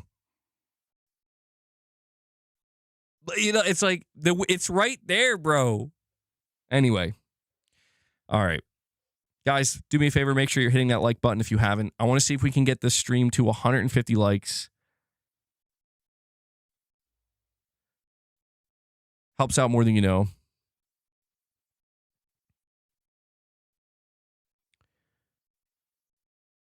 Ghetto God, what is this TikTok you sent me about GTA 6? We have Zanarkand Blitzer with a super chat, a $10 super chat. Thank you, man. He says, MBG, yes, I still have the 6-axis controller. The reason it didn't have rumble motors is because a company claimed patent infringement. They sorted it. Then the DualShock 3 was released later. I bought DS3. Damn, man. That's... Well, you're saying you bought Dark Souls 3? Is that what you're saying you bought? Yeah, I remember the 6-axis controller, man. You know, the PS3 was a solid console, dude. It was. Sony was doing some really interesting stuff with the PS3, especially when they started to turn it around. I was just still so engrossed with the 360 at the time, though, man. Honestly, dude, I feel like I don't know if I can speak to the games themselves. There's an argument to be made there, but the 360 and PS3 era was like kind of peak in some way. Where like both companies were doing such cool and interesting things with the UIs. Like, do you remember with the 360 with the avatars, bro? And they had the friends list where it was actually your avatars and they could each have a background and they were like 3D. And you would scroll over. Like shit like that needs to come back, man. It was so personal and so, I don't know, it felt like such a unique and deep, personalized experience to where now everything's fucking sterile. Everything's just like gray and just blank and just tiles, and it's like, yay. What's up with that, dude? What's up with that? What's up with like now that everything's in the future? And even like if you look at the way just like buildings look these days, they're devoid of like any color. Everything's just like becoming gray. That's depressing. Zombie Dragon with a $10 chat says, honestly, Concord was much bigger than Bungie. They at least have a chance to turn it around with Destiny 3, but Concord ended with the studio getting shut down. I agree. Yeah, Concord is... You're right about that. With Bungie, because they bought the Destiny IP and they bought the people who made Destiny, there's always that possibility of like, even if you don't make Destiny 3, you can try to make something in that vein. You've made it work before. You can maybe make it work again. Concord was disastrous for... The craziest thing about Concord, dude, as much as it's been reiterated upon, but it's always worth reiterating so that it never happens again, is that everybody who was concerned was shunned. Everybody who may have had something not great to say was pushed away so they could continue to like get high on their own supply. And then they acted, and then they were all shocked. Meanwhile, there were there were people sitting there being like, we tried to tell you. And you literally ignored us. You shunned us and shoved us away.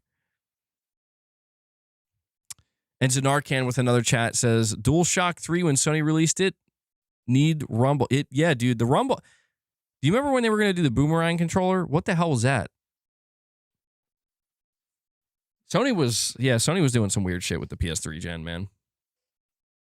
But you kind of liked it. You kind of, again, you look back fondly on that stuff because you don't see risks like that, anymore. For better or for worse. Because they could afford to be weird and experimental. The cell processor, PS Home. These were all born out of an era that didn't cost an arm and a leg to prop up. Oh, yeah, PS Home, dude. Too soon. They were on to something, but the timing wasn't right. MBG, I was jealous of the avatars on 360. I thought that was so freaking cool. It was. It was. I miss that shit, dude. Maybe it's rose-tinted glasses. Maybe I'm being overly nostalgic, but I just feel like, dude, that shit felt like personal. It felt like, how have we regressed this much? Like, how have we regressed to a point where, like, My friend is just a circular profile picture, and that's it. When my friend used to be a whole ass avatar that was customized and had an emote, you know, and a background, and I'm like, it felt like, oh, that's my friend. I know, yeah, there he is. Now it's just like, I mean, even with PlayStation Home, dude. Like, don't get me wrong, you should always have a profile and a profile picture, but even with like PlayStation Home, you can have that extension of like it just feels more personal. And I think it's stuff like that that actually does get people invested, you know, deeper into these ecosystems. I just feel like in some ways, man, we've taken major steps back. And I don't know if it's ever going to, maybe it's just the pendulum swinging and we're waiting for it to swing back the other way.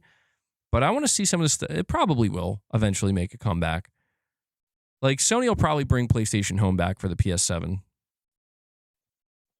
Same thing happened with Nintendo and the Mii. Yeah, dude. What happened? What the hell happened? Even Nintendo isn't doing it anymore. Even Nintendo, right? Come on. Everything is soulless. I know. Man. Now I'm just making myself sad. It's not all bad. It's not all bad. It's just, you know, it's the nature of getting older and seeing things change, I guess. But it really does feel like sometimes some things do change for the worse. Everybody just wants graphics. I want photorealistic avatars, bro. That's what I want. We need to normalize double A size games, take risks with smaller budgets. Yeah, I mean, you would think that's the natural direction we would go in, especially after seeing Claire Obscure's massive success. But you know, a lot of these executives are still going to be dumb as hell, and they're going to look at Claire Obscure and be like, they just got lucky. It's like, oh, okay. Shadow Link with the $2 chat says, I played PS Home like it was a AAA title. You're not the only one, Shadow Link. You're not the only one. I never got into PS Home, but I still had an appreciation for it. You know? I still had an appreciation for what they were trying to do. MB Gangster, are you going to buy Soros? Absolutely. Yeah, I am. I can't wait for Soros. I definitely want to support Housemarque, man. Maybe I could stream some gameplay at some point. I don't know if I would stream at launch day. Maybe I could do that, or, you know, maybe I could just get used to it first and then stream it. But I'm definitely looking forward to Soros, bro. I'm also looking forward to Mouse PI for Hire and Pragmata. I wish I had more excitement for Pragmata, but I think I'll like it. I played the demo, and it was like it was weird. It's different. But it's a new AAA IP from single player IP from Capcom. I feel like I want to support it, you know? And Zanarcan with another $10 chat. Thank you, man. Really appreciate all the support, guys. You're saying XMB X Cross Media Bar on PS3, PSP, Bravia TVs, other Sony devices. Great UI and the best. Also, they won an award for UI category, MBG. Heavy Rain Dynamic Raining PS3 theme was cool. Dude, the dynamic themes, even on the PS4. Bro, what happened? Oh my God, even just thinking about themes and how they were so much cooler, even just on PS4, but also PS3. And now on PS5, it's like, here's a fireplace. Only on one screen. Dude, the cross media bar, I'll tell you, the coolest thing would be to see Sony bring that back with the PS6. The cross media bar was amazing. I love that about the PS3.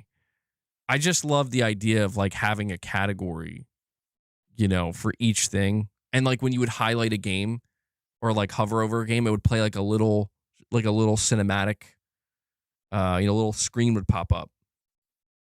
Oh man. What, dude? The more I reminisce, the more I really am realizing that we truly have taken steps back in some areas. Like we've taken steps forward, but in some areas it's like, you know what it reminds me of too is like the way people talk about menus.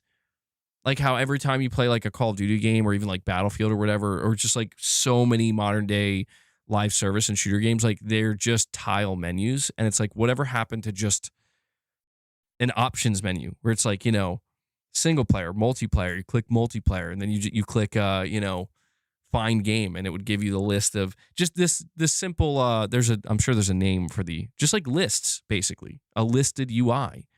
Like who decided that that's bad now and shouldn't be a thing? I'm like seriously asking, because it seems to me like everybody has decided what we have now is objectively, demonstrably worse. And yet it just is. It just remains. I don't know.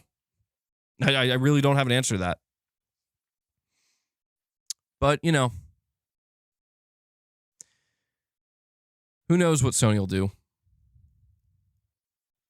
I'm really curious, man. I really want to see PlayStation get to a better place. They don't have to be in a perfect spot. They never are. But I just want to see PlayStation get back. You know what I want to see? I want to see PlayStation get the fans excited again. That's what I want to see. That's all I want to see. Like, I want to see Sony get the fans excited and at least attempt to make it seem like they care about the fans. And I know I'm not asking for like cringe stuff, you know. I saw that Xbox announced. Did you guys see, by the way? Wait, what the fuck? No, Ray. Oh no, hold on, bro. Are you serious? Whoa, whoa, whoa, whoa. What are you doing to me right now? Actually, Ray, thank you if this is true.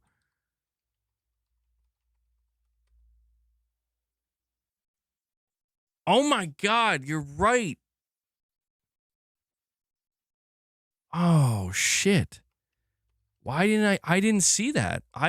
For some reason I pre-ordered mine from Best Buy.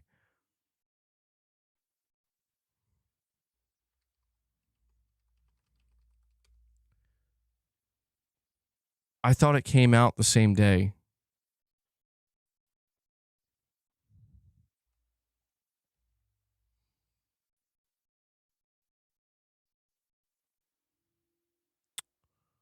Wow. Okay.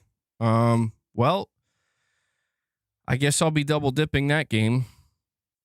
We're talking about the upcoming game Mouse PI for Hire. Game looks great. I don't know. I don't think it's purposely delayed. I think it just has to do with timing, where like it's literally going to take that long for them to manufacture. I don't know.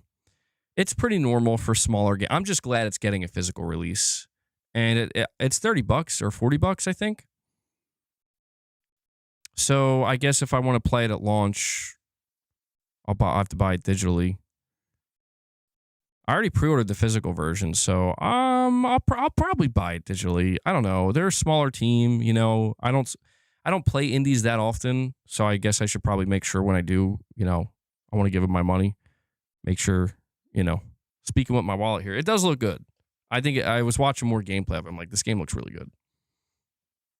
But I'm just so happy, dude. It's stuff like this. Like, I don't care what anybody says. Physical games aren't dying. Physical games are not dying, man.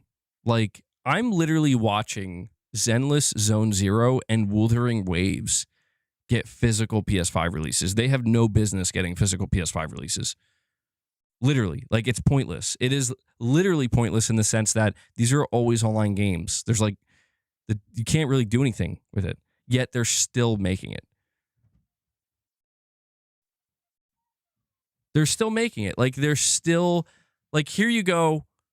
You want to buy it physically? Here you go. And games like Mouse PI for Hire are getting physical releases. And this is what makes me feel really hopeful about the future of physical games, where it's like, as long as the PS6, like, so if the PS6 does come out in 2027 and it does have a disc drive and Sony is still making their games physically, you know, where like Venom will have a physical release and Spider-Man 3 eventually have a physical release, and, you know, The Last of Us 3 and all that stuff.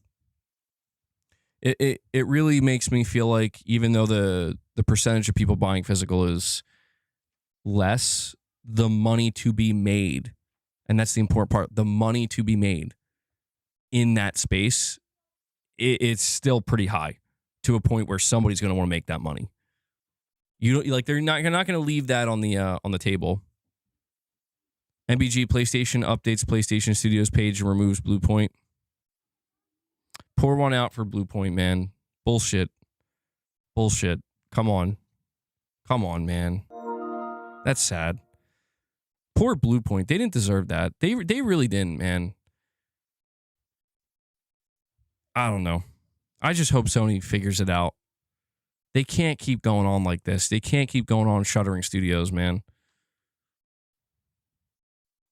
They can't. Zanarcan, you're saying physical games forever. Absolutely, bro. Absolutely.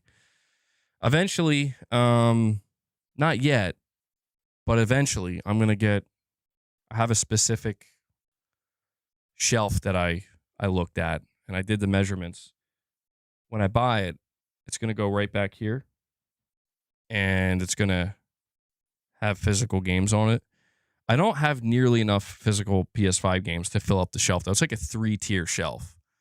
I think it's like up to here, basically. And it would go basically where those black panels are. Measure twice, cut once, bro. Sony changed the prices on their website. We already knew, but seeing the new price is insane. Well, let's buckle up and see what's going to happen, man. I'm anticipating a Wolverine State of Play in the next 2 weeks. You got to do something, Sony. We do have one more topic to discuss, guys. And before we do that, this one's actually about Microsoft, specifically Activision. But before we cover that topic, I do want to ask you guys to please hit that like button. We're sitting at 131 likes. I want to see if we can get to 150 before we end the stream.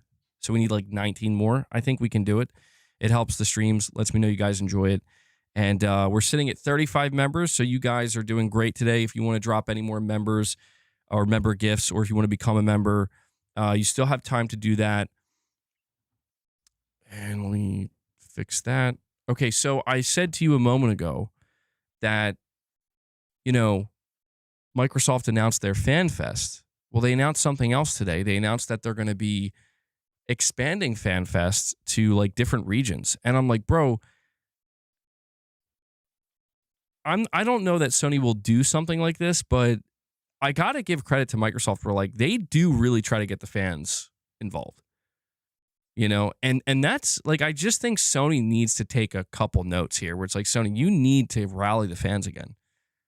Because trust me, if things are going in the direction we think they are, you're going to need them. You're going to need them.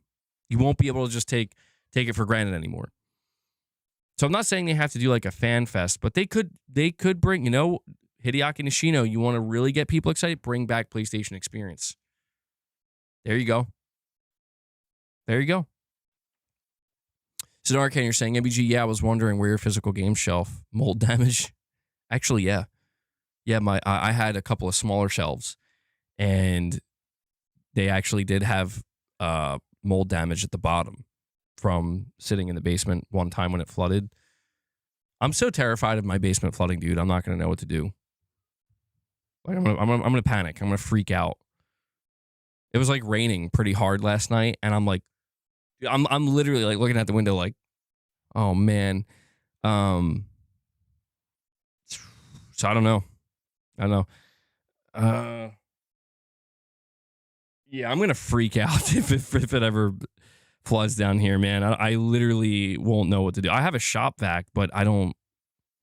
No, for real, Zanarcan, I'm not kidding. You're saying what? Actual mold damage? I was just joking. No, I had 2 black media shelves that were like up to here. They were like single shelves, and I had them for years. I had them since like 2015, and I still have one of them. One of them was in good shape, but the other 2, like when I went to go check the bottom, like yeah, there was actual like mold and shit on it. I'm like, okay, I'm just trashing these. I took them out to the curb.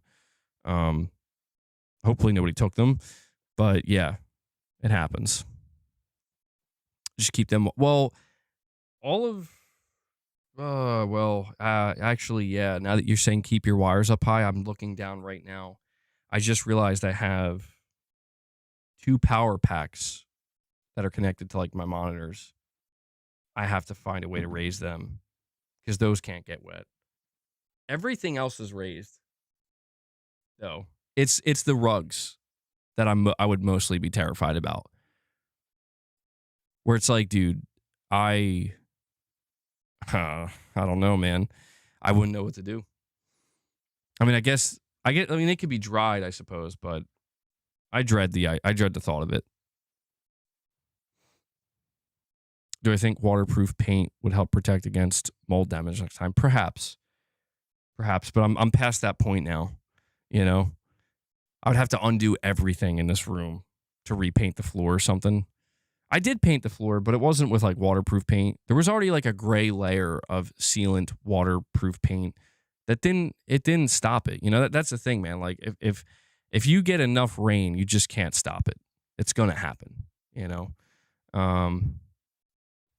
So the next time we get like heavy rain, I'm gonna be like literally down here smoking, pacing, being like, bro, don't do this to me.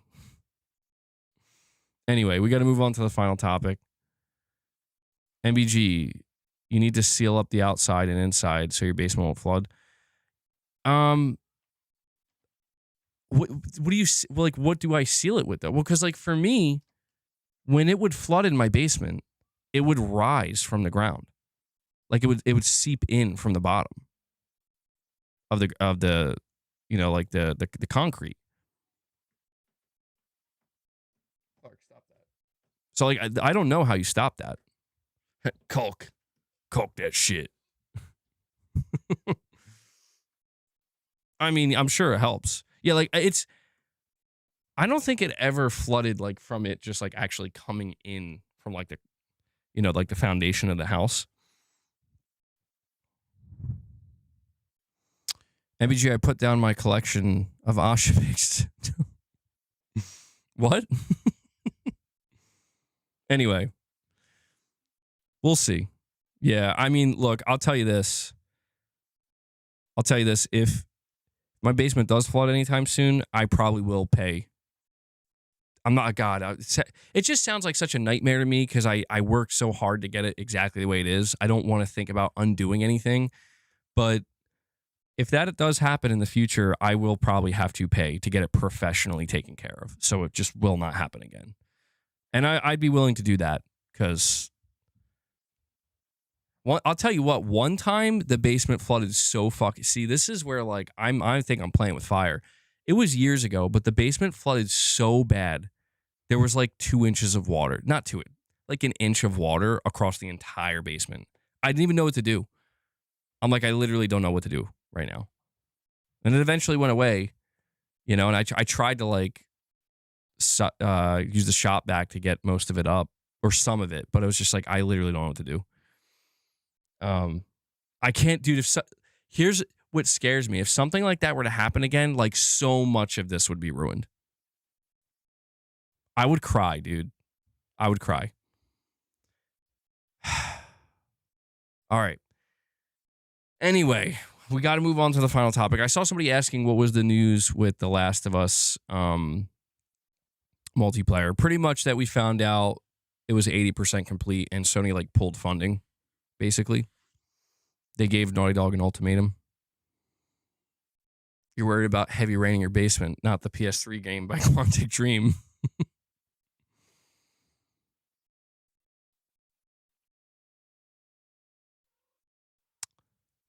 All right. You need a pump. But like, I don't even know. How? Like, what do you even do? Like, people mention that. Like, you need a sump pump. Hold on. How to install a sump pump for your basement. Final topic is basement.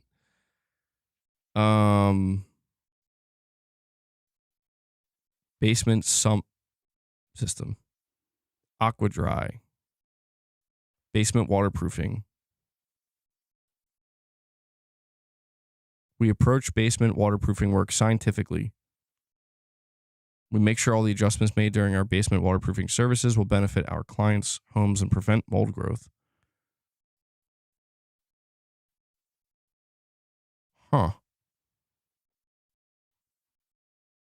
Yeah, see, I like it from what I'm looking into, it looks like how to install a sump pump. Just looking at the beginning of the video, it's like I don't know what the fuck I'm doing. I would have to pay to get that done. You need that PS5 stable basement fix update patch. Yeah. All right. I'm keeping you guys waiting long enough. And that was the story of how the black mold was born. Do you have gutters? Maybe you should run them away from the house further. We do, yeah. Can't remember the last time they've been cleaned, though. Maybe that's what I should do first. Either try to clean my gutters and see what condition they're in. And yeah, maybe get some extensions. I don't know. I didn't really care too much before because, like, you know, the basement was just kind of a crappy area. And I'm like, whatever. If it ever floods, whatever. I'll deal with it, you know, and it'll just dry. You know, just got to make sure there isn't, like, insane mold growth anywhere or something. And, you know, unfortunately, there was some when I was clearing out the basement, but I took care of it with moldicide and all that. So it's, yeah, I don't know. I guess maybe I am playing with fire here because it's like the more I think about it, like it does have a history of flooding. It's just not often. But when it does, it's not good. Oof. Yeah, I don't know. I have to think about this now. All right.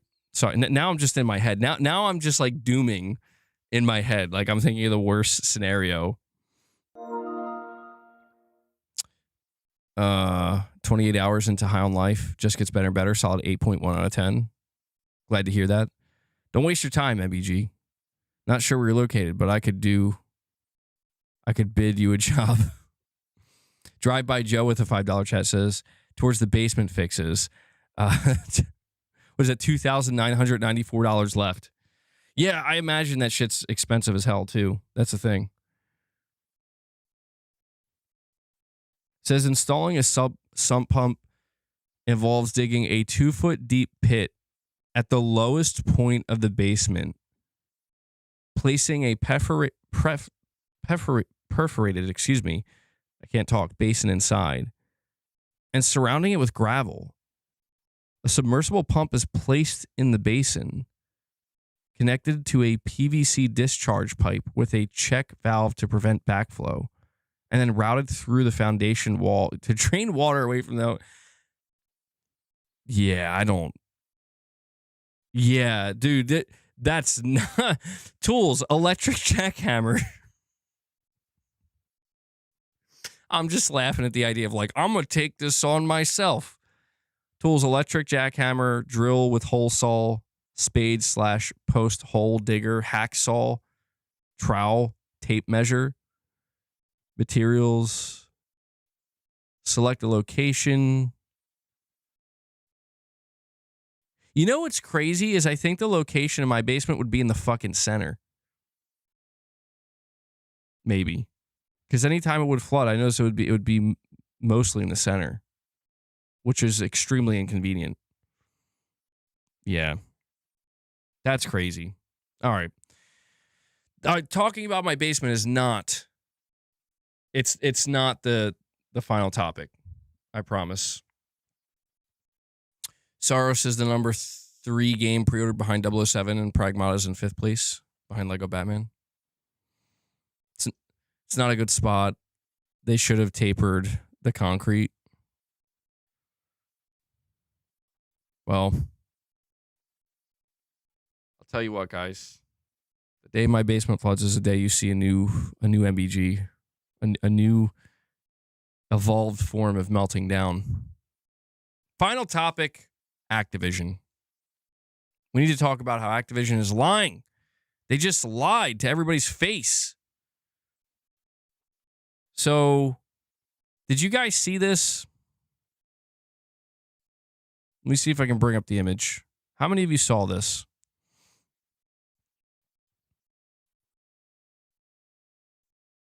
The image isn't showing up. Hold on.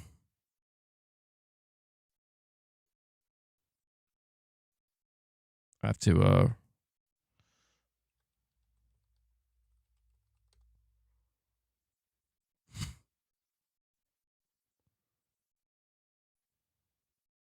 Ladies and gentlemen, I'm just going to bring this video up.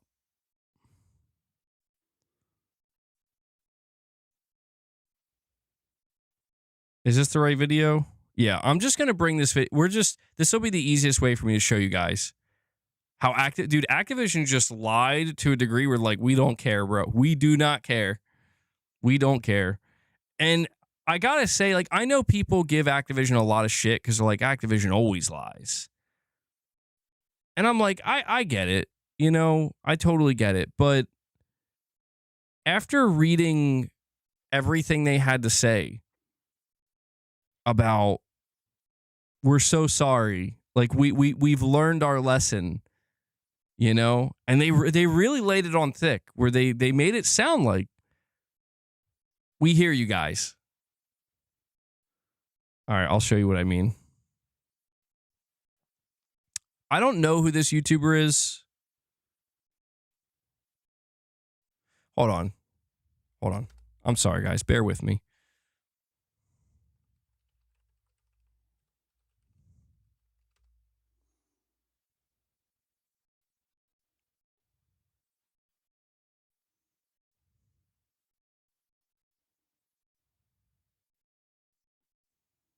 ladies and gentlemen, All right, here we go. So I don't know who this YouTuber is, but it was the first video that came up, and it looks like he's talking about it, and maybe he'll lay it down for you guys. We were not going to watch the whole thing. I need some lighting around the YouTube plaque. Yeah, it is a little dimly lit there.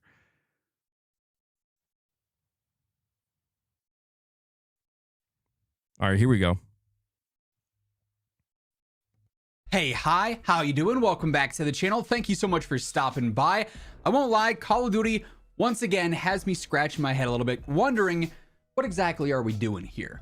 I'm not one for, you know, going all in on the rage bait stuff, right? I think it's kind of corny. It's just a waste of energy getting upset at, you know, certain things, right? But I also am a man who appreciates some consistency. And Call of Duty today, with some of the new updates they announced coming here in Season 3, is not really lining up with what they said they were planning on doing for this year.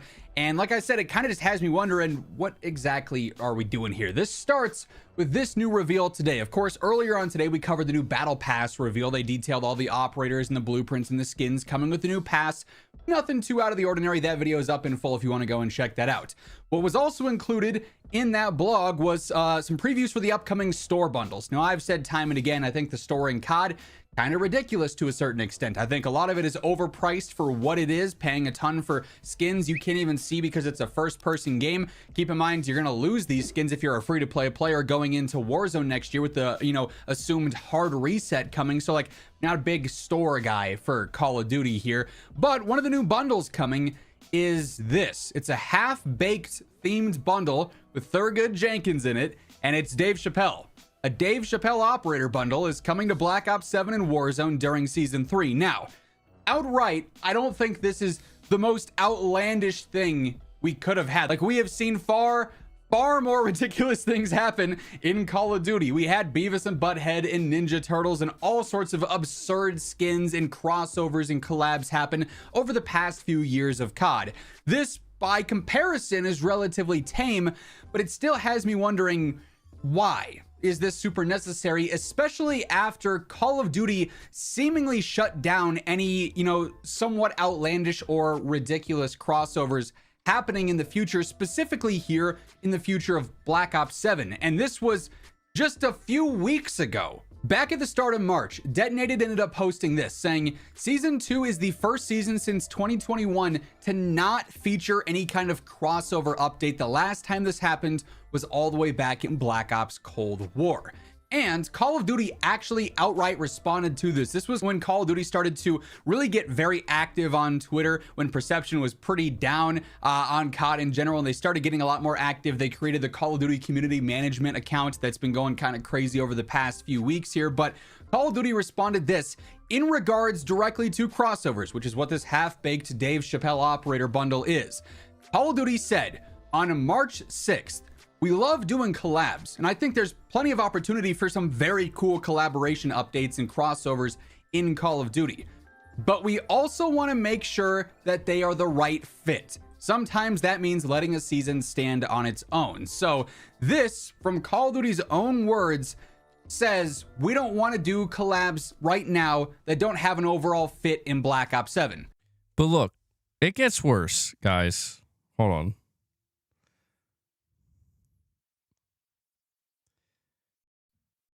I also... Look, Push Square has an article that I think covers this pretty well. You guys will appreciate this. It says, remember when Call of Duty said its new skins would be sensible? Well, here's Dave Chappelle. Quote, in Black Ops 7, bundles and items will be crafted to fit the Black Ops identity. We hear the feedback. We hear you. We need to deliver a better balance toward the immersive core Call of Duty experience. End quote. This is what a Call of Duty blog post explained in the lead up to the launch. Now, less than 5 months after release, Dave Chappelle is being added to the game. He will be part of a bundle celebrating 420 later this month. Bro, dude, like, are you guys, like, are they serious?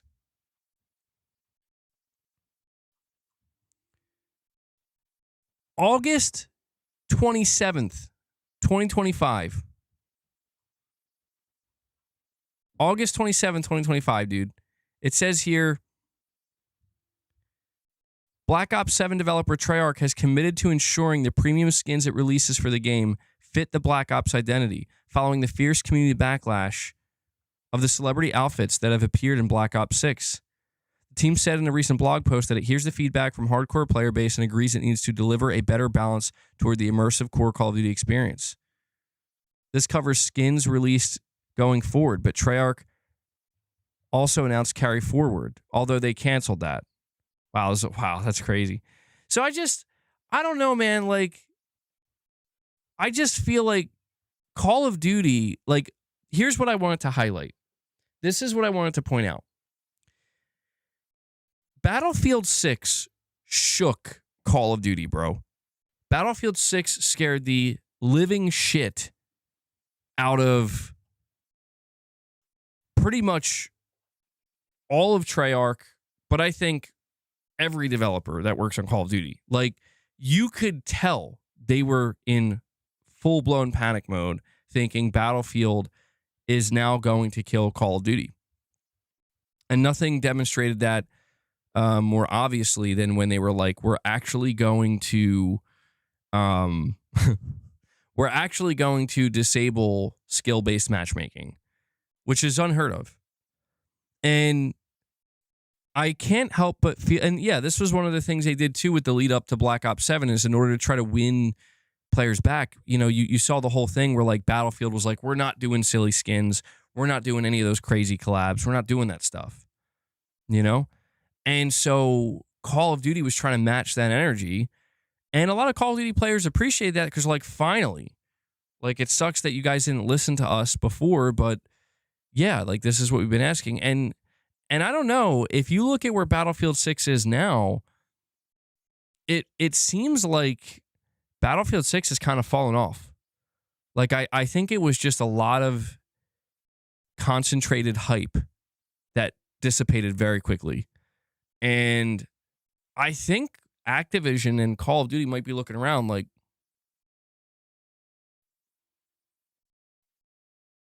I guess we could just kind of go back to normal, you know, business as usual. And I feel like the fact that they're announcing a Dave Chappelle skin from the movie Half Baked is, you know, I think it's kind of hinting. It's insinuating that I think they're going to go right back to their old ways and doing what they were doing. Because I don't think Battlefield is actually a threat to Call of Duty. I think it was this year or leading up to Black Ops 7, but I think it's clear that there's not going to be another Battlefield this year or even next year. And Call of Duty, I think, is just going to go right back to being in the position that it was. So I just think that this is kind of shitty on Activision's part. Like, I'm not trying to make a big deal about it. Like, who cares? It's a Dave Chappelle skin. But I think it's just kind of messed up that they clearly were getting so, like, they were willing to bend over backwards to do anything to convince you not to buy Battlefield. And we actually got to get a glimpse at what it looked like for Call of Duty to actually be scared and have serious competition. And now I feel like maybe this is an indication that now that Battlefield has fallen off, they're like, well, never mind. I don't know. We'll see. Zanarkan with another $5 chat. He says, who was the guy with the backwards hat talking in the Call of Duty video you were playing, MBG? What was his name? I'm not familiar with him. His YouTube channel name is Who is Immortal. He has 1 million subscribers. Who is Immortal? Interesting situation with this.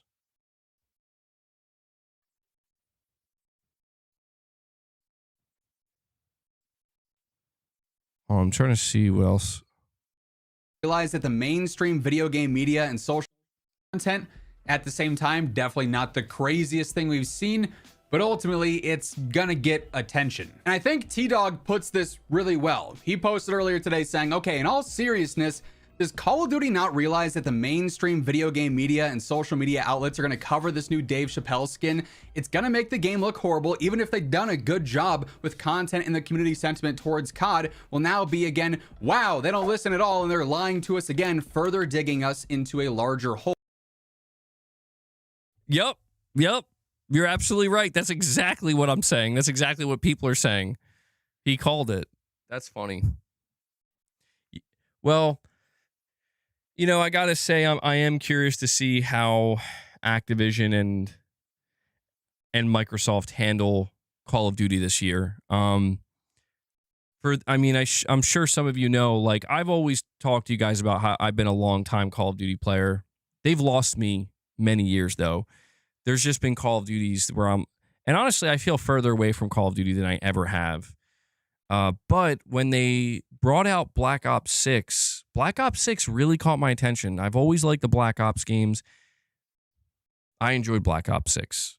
I really did. I had a good time with that. Me and Mrs. MBG and our friends were playing like every night, and we were playing Search and Destroy, playing zombies, having a good time, man. But for some reason, when they were like, and now we're doing Black Ops 7, I don't know. I'm like, what? Like, this looks not good. Like, this looks way worse than Black Ops 6. And I haven't touched Call of Duty since. And so I am curious to see. I believe this year's Call of Duty is... You're saying Call of Duty is cheeks, bro. Has been for a long time. I mean, I don't think it's, like, bad. I don't think Call of Duty is ever bad. Like... in terms of like what makes a bad video game, I don't think Call of Duty's ever been bad. But I think the standard, you know, it's like there was a point in time where we held Call of Duty in such high esteem, and there was such a high standard, and it's been so recycled and so, yeah, it's the golden corral of video games. Broccoli Rob, that's crazy. I don't know that I can argue with that. It's the golden corral of video games. The gameplay foundationally and fundamentally still works, but I'm curious to see what Infinity Ward does with their game, because I think it's Call of Duty Modern Warfare 4 that's getting announced this year. And there was this kind of rumor that apparently they're thinking about selling a Modern Warfare 4 game and then like a zombies game separately. And I'm not gonna lie, I'm morbidly curious at like doing something a little different here. Maybe to rip us off. I don't know. Call of Duty is just Madden for first-person shooters. You're not wrong. But I'm not gonna lie. Sometimes I do miss. See, it's why I'm able to get into Marathon though. You know, because like I have so much experience with first-person shooters. Mainly Call of Duty. Like, I have so much experience in Call of Duty that, like, yeah, the whole act of, like, the actual gameplay mechanics of playing Marathon, where it's a first-person shooter, and Bungie's known for having a really good, smooth-feeling FPS action, I'm like, yeah, dude, like that to me feels right at home. It's not unfamiliar to me. It's just every other mechanic surrounding Marathon, it being an extraction shooter that is taking time for me to really grasp. I'm getting better though. I will say, like last night, when I was playing Marathon, I took out like 4 guys, dude, which for me is good. 4 actual real players. I was holding my own. I'm like, oh, okay. I think I'm starting to maybe figure this out a little bit. Figuring out the contracts and stuff. I only need 7 more trophies. So that's the thing. Like, Marathon, I can tell Bungie right now, I'm not playing Marathon for the long haul. Sorry. And to any Marathon players that are going to play it for a long time, I can tell you, like, I'm not going to be playing it for a long time. I'm going to be getting the platinum for this game, and then I'm going to be retiring it.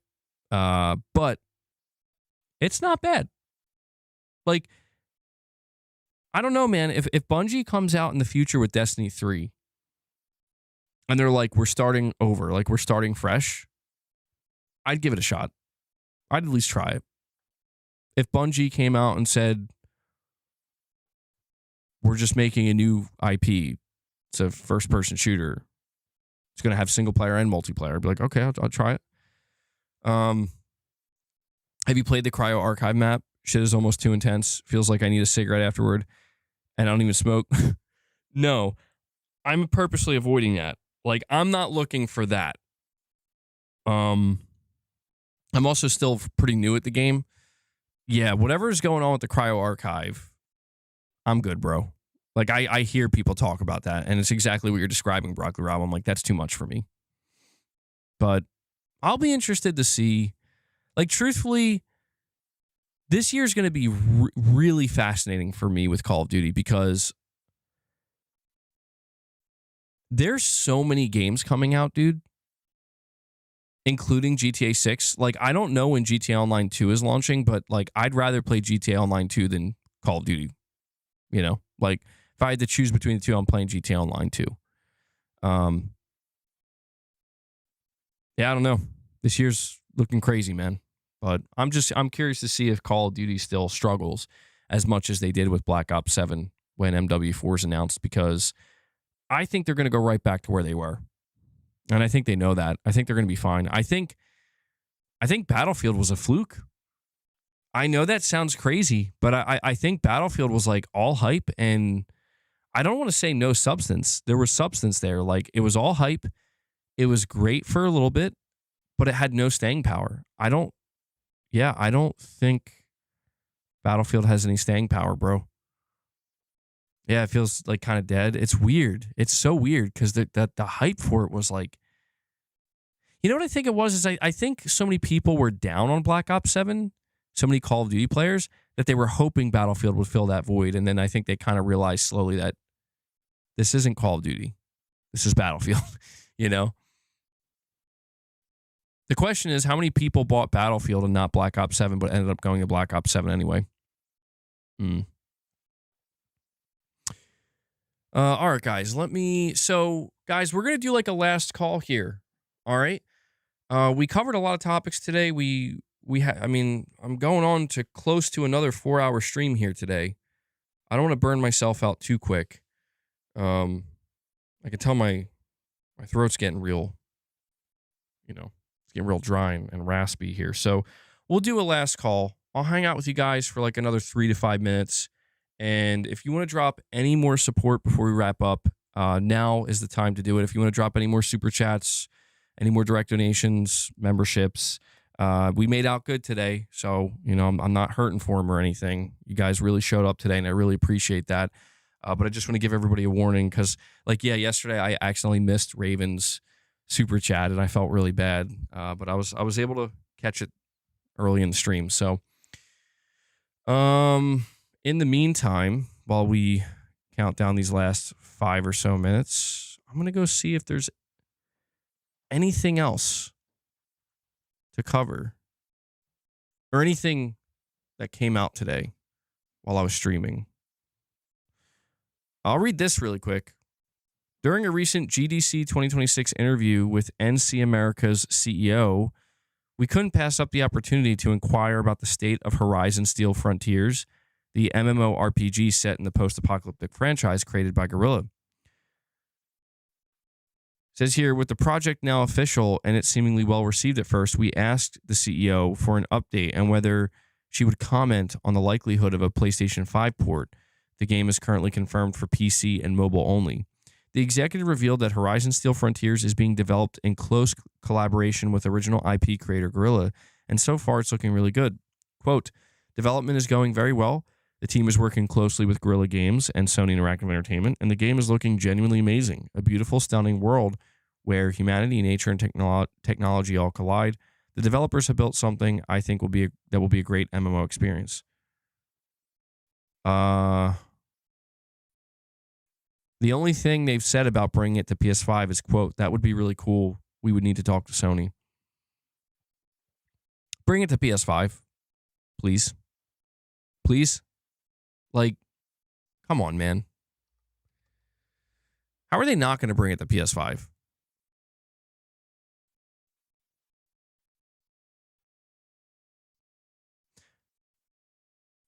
USDA alerts on lead risk in Walmart Dino chicken nuggets. I don't think we buy the Walmart. Yeah, I don't really buy the Walmart brand of Dino nuggets. We do buy Dino nuggets sometimes for the kids. But God, man, how the hell does that happen? Lead tainted dinosaur chicken nuggets sold at Walmart spark nationwide health alert.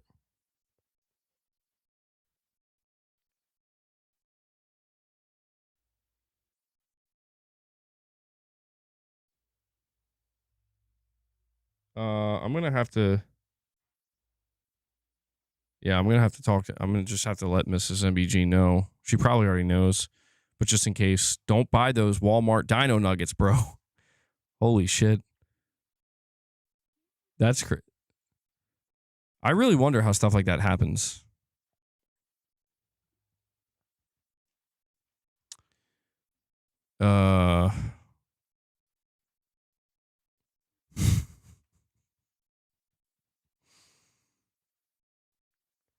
I'm looking around.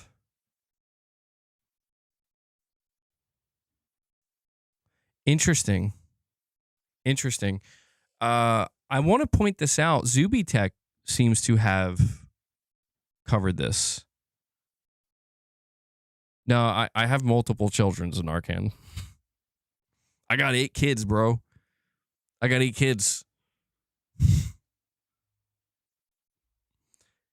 Check this out. Zubitech says Valkyrie Entertainment, which is a Sony-owned first-party studio, they updated their description of their studio on PlayStation's official website. This is what it said before.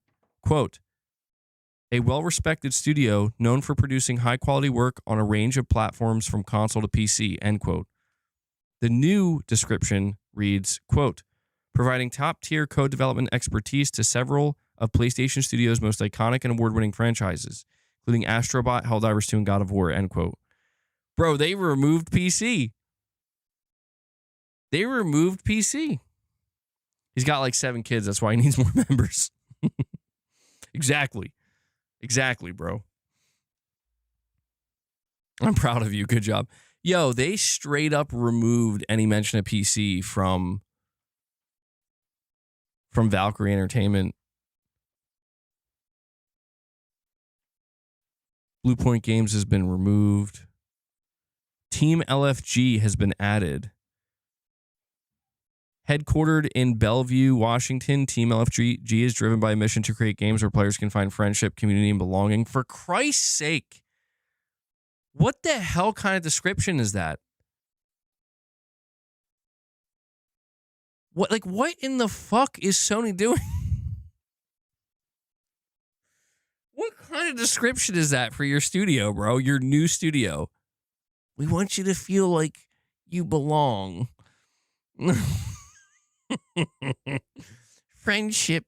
You know what? I'm laughing at that, but like, what is my stream, though? What is my stream if not friendship, community, and belonging? Damn. I just played myself in real time. They got me. What else here? Is there any other updates?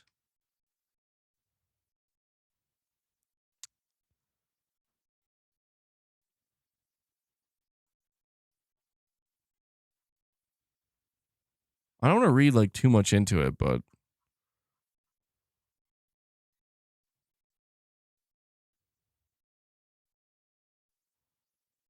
oh, that sucks.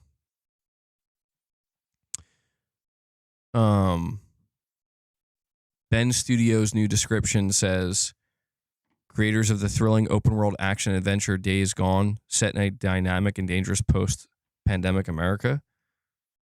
Their previous description was creating games for over 25 years at the base of Oregon's beautiful Cascade Mountains.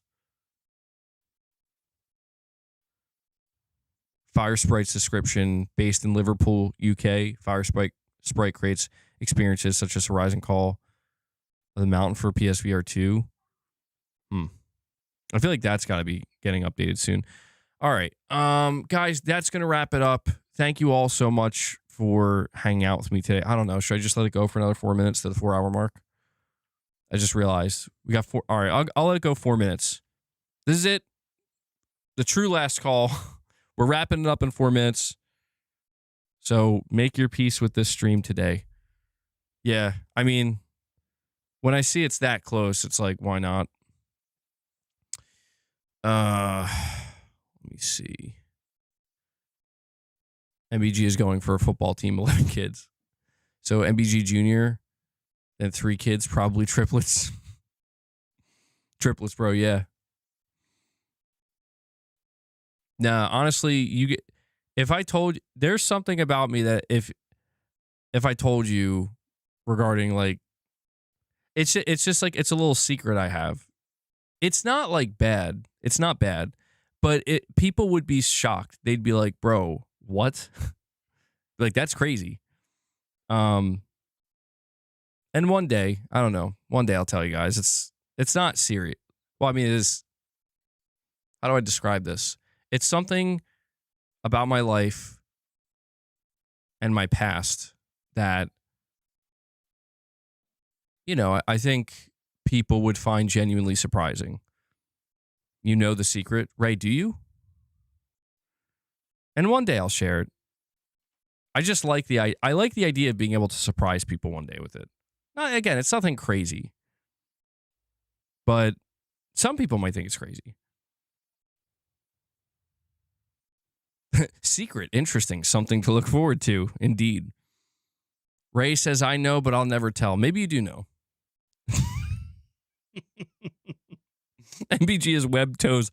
I love how that's associated with something in my past.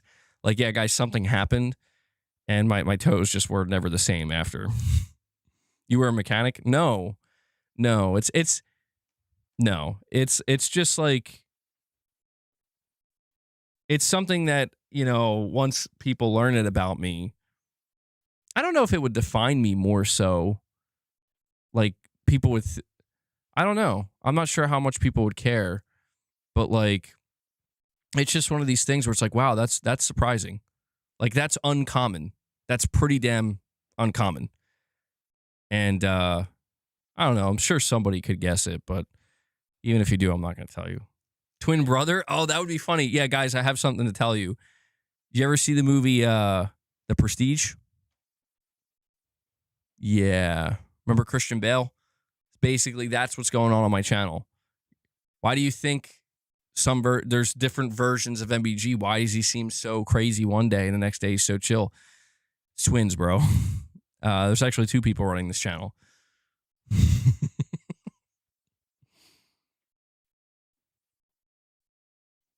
Anyway, we're about to hit the 4 hour mark.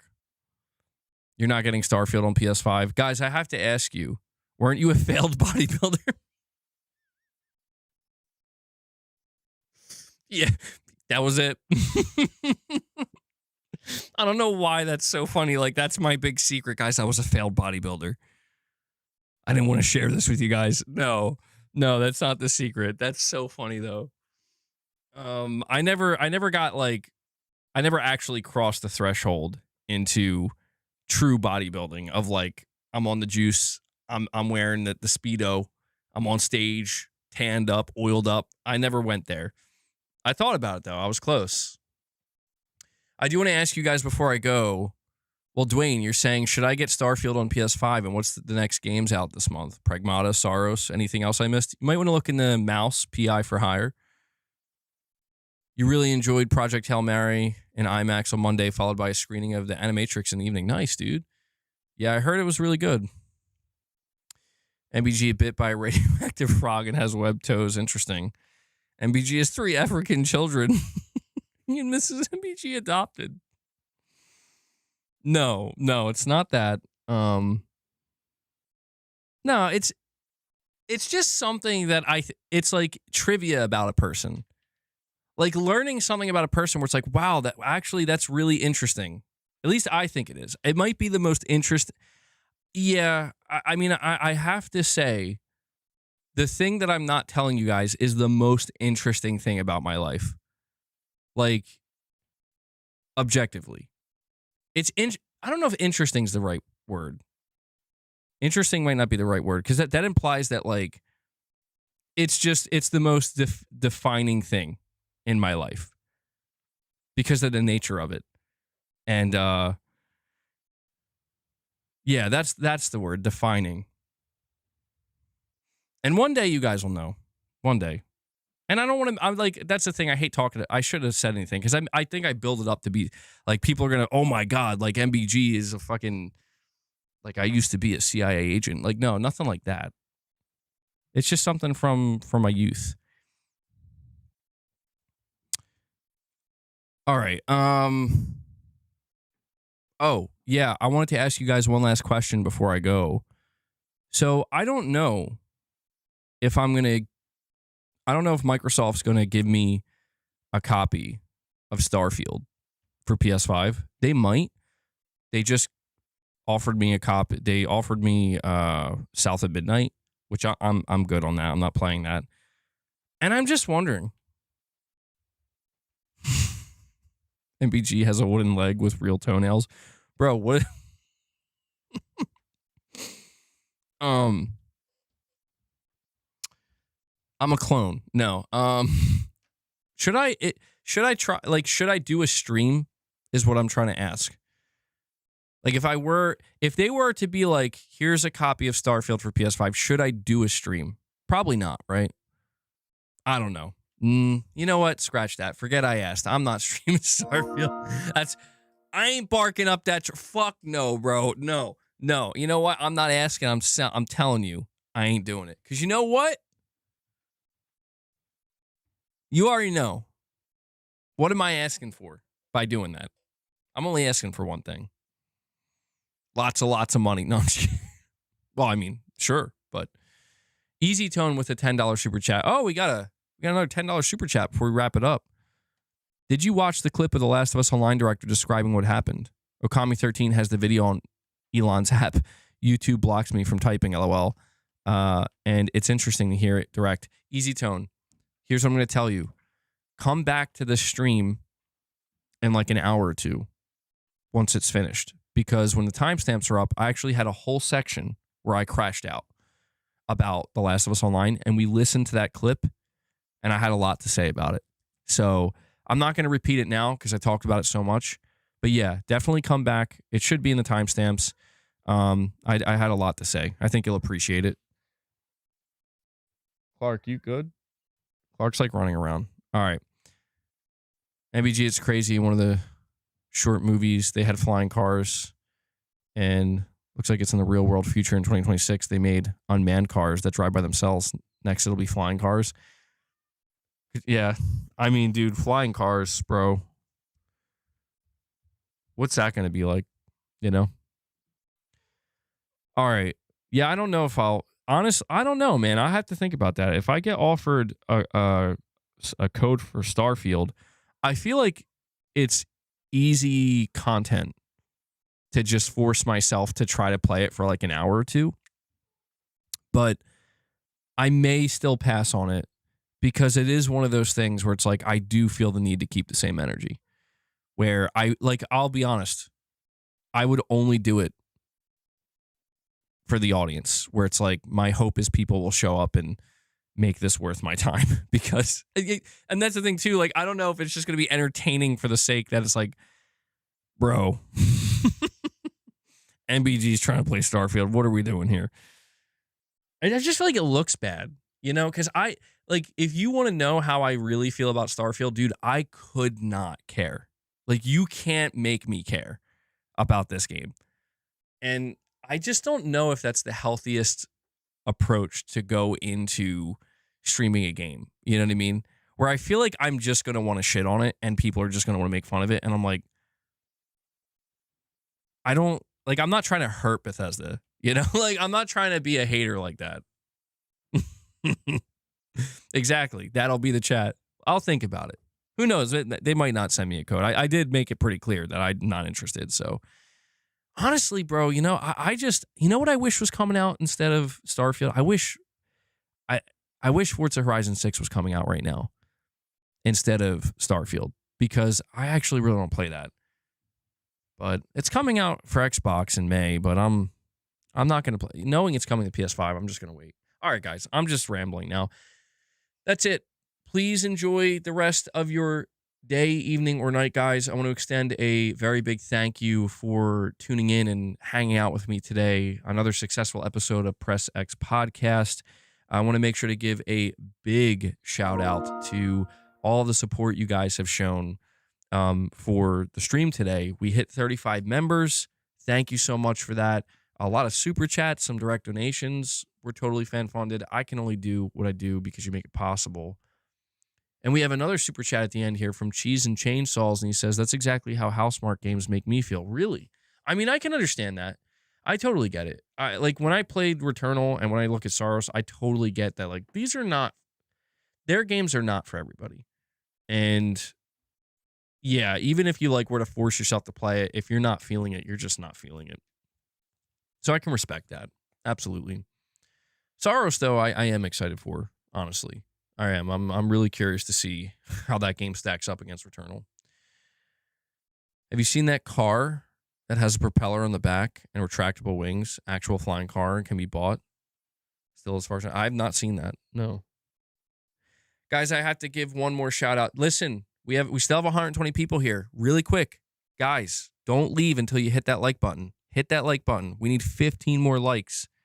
Can we get to 150? Push for it. I think we can do it. You know what? I'm not ending the stream until we get 150 likes. Well, I mean, I'm not just going to sit here, but try to hit the like button. I want to get to 150.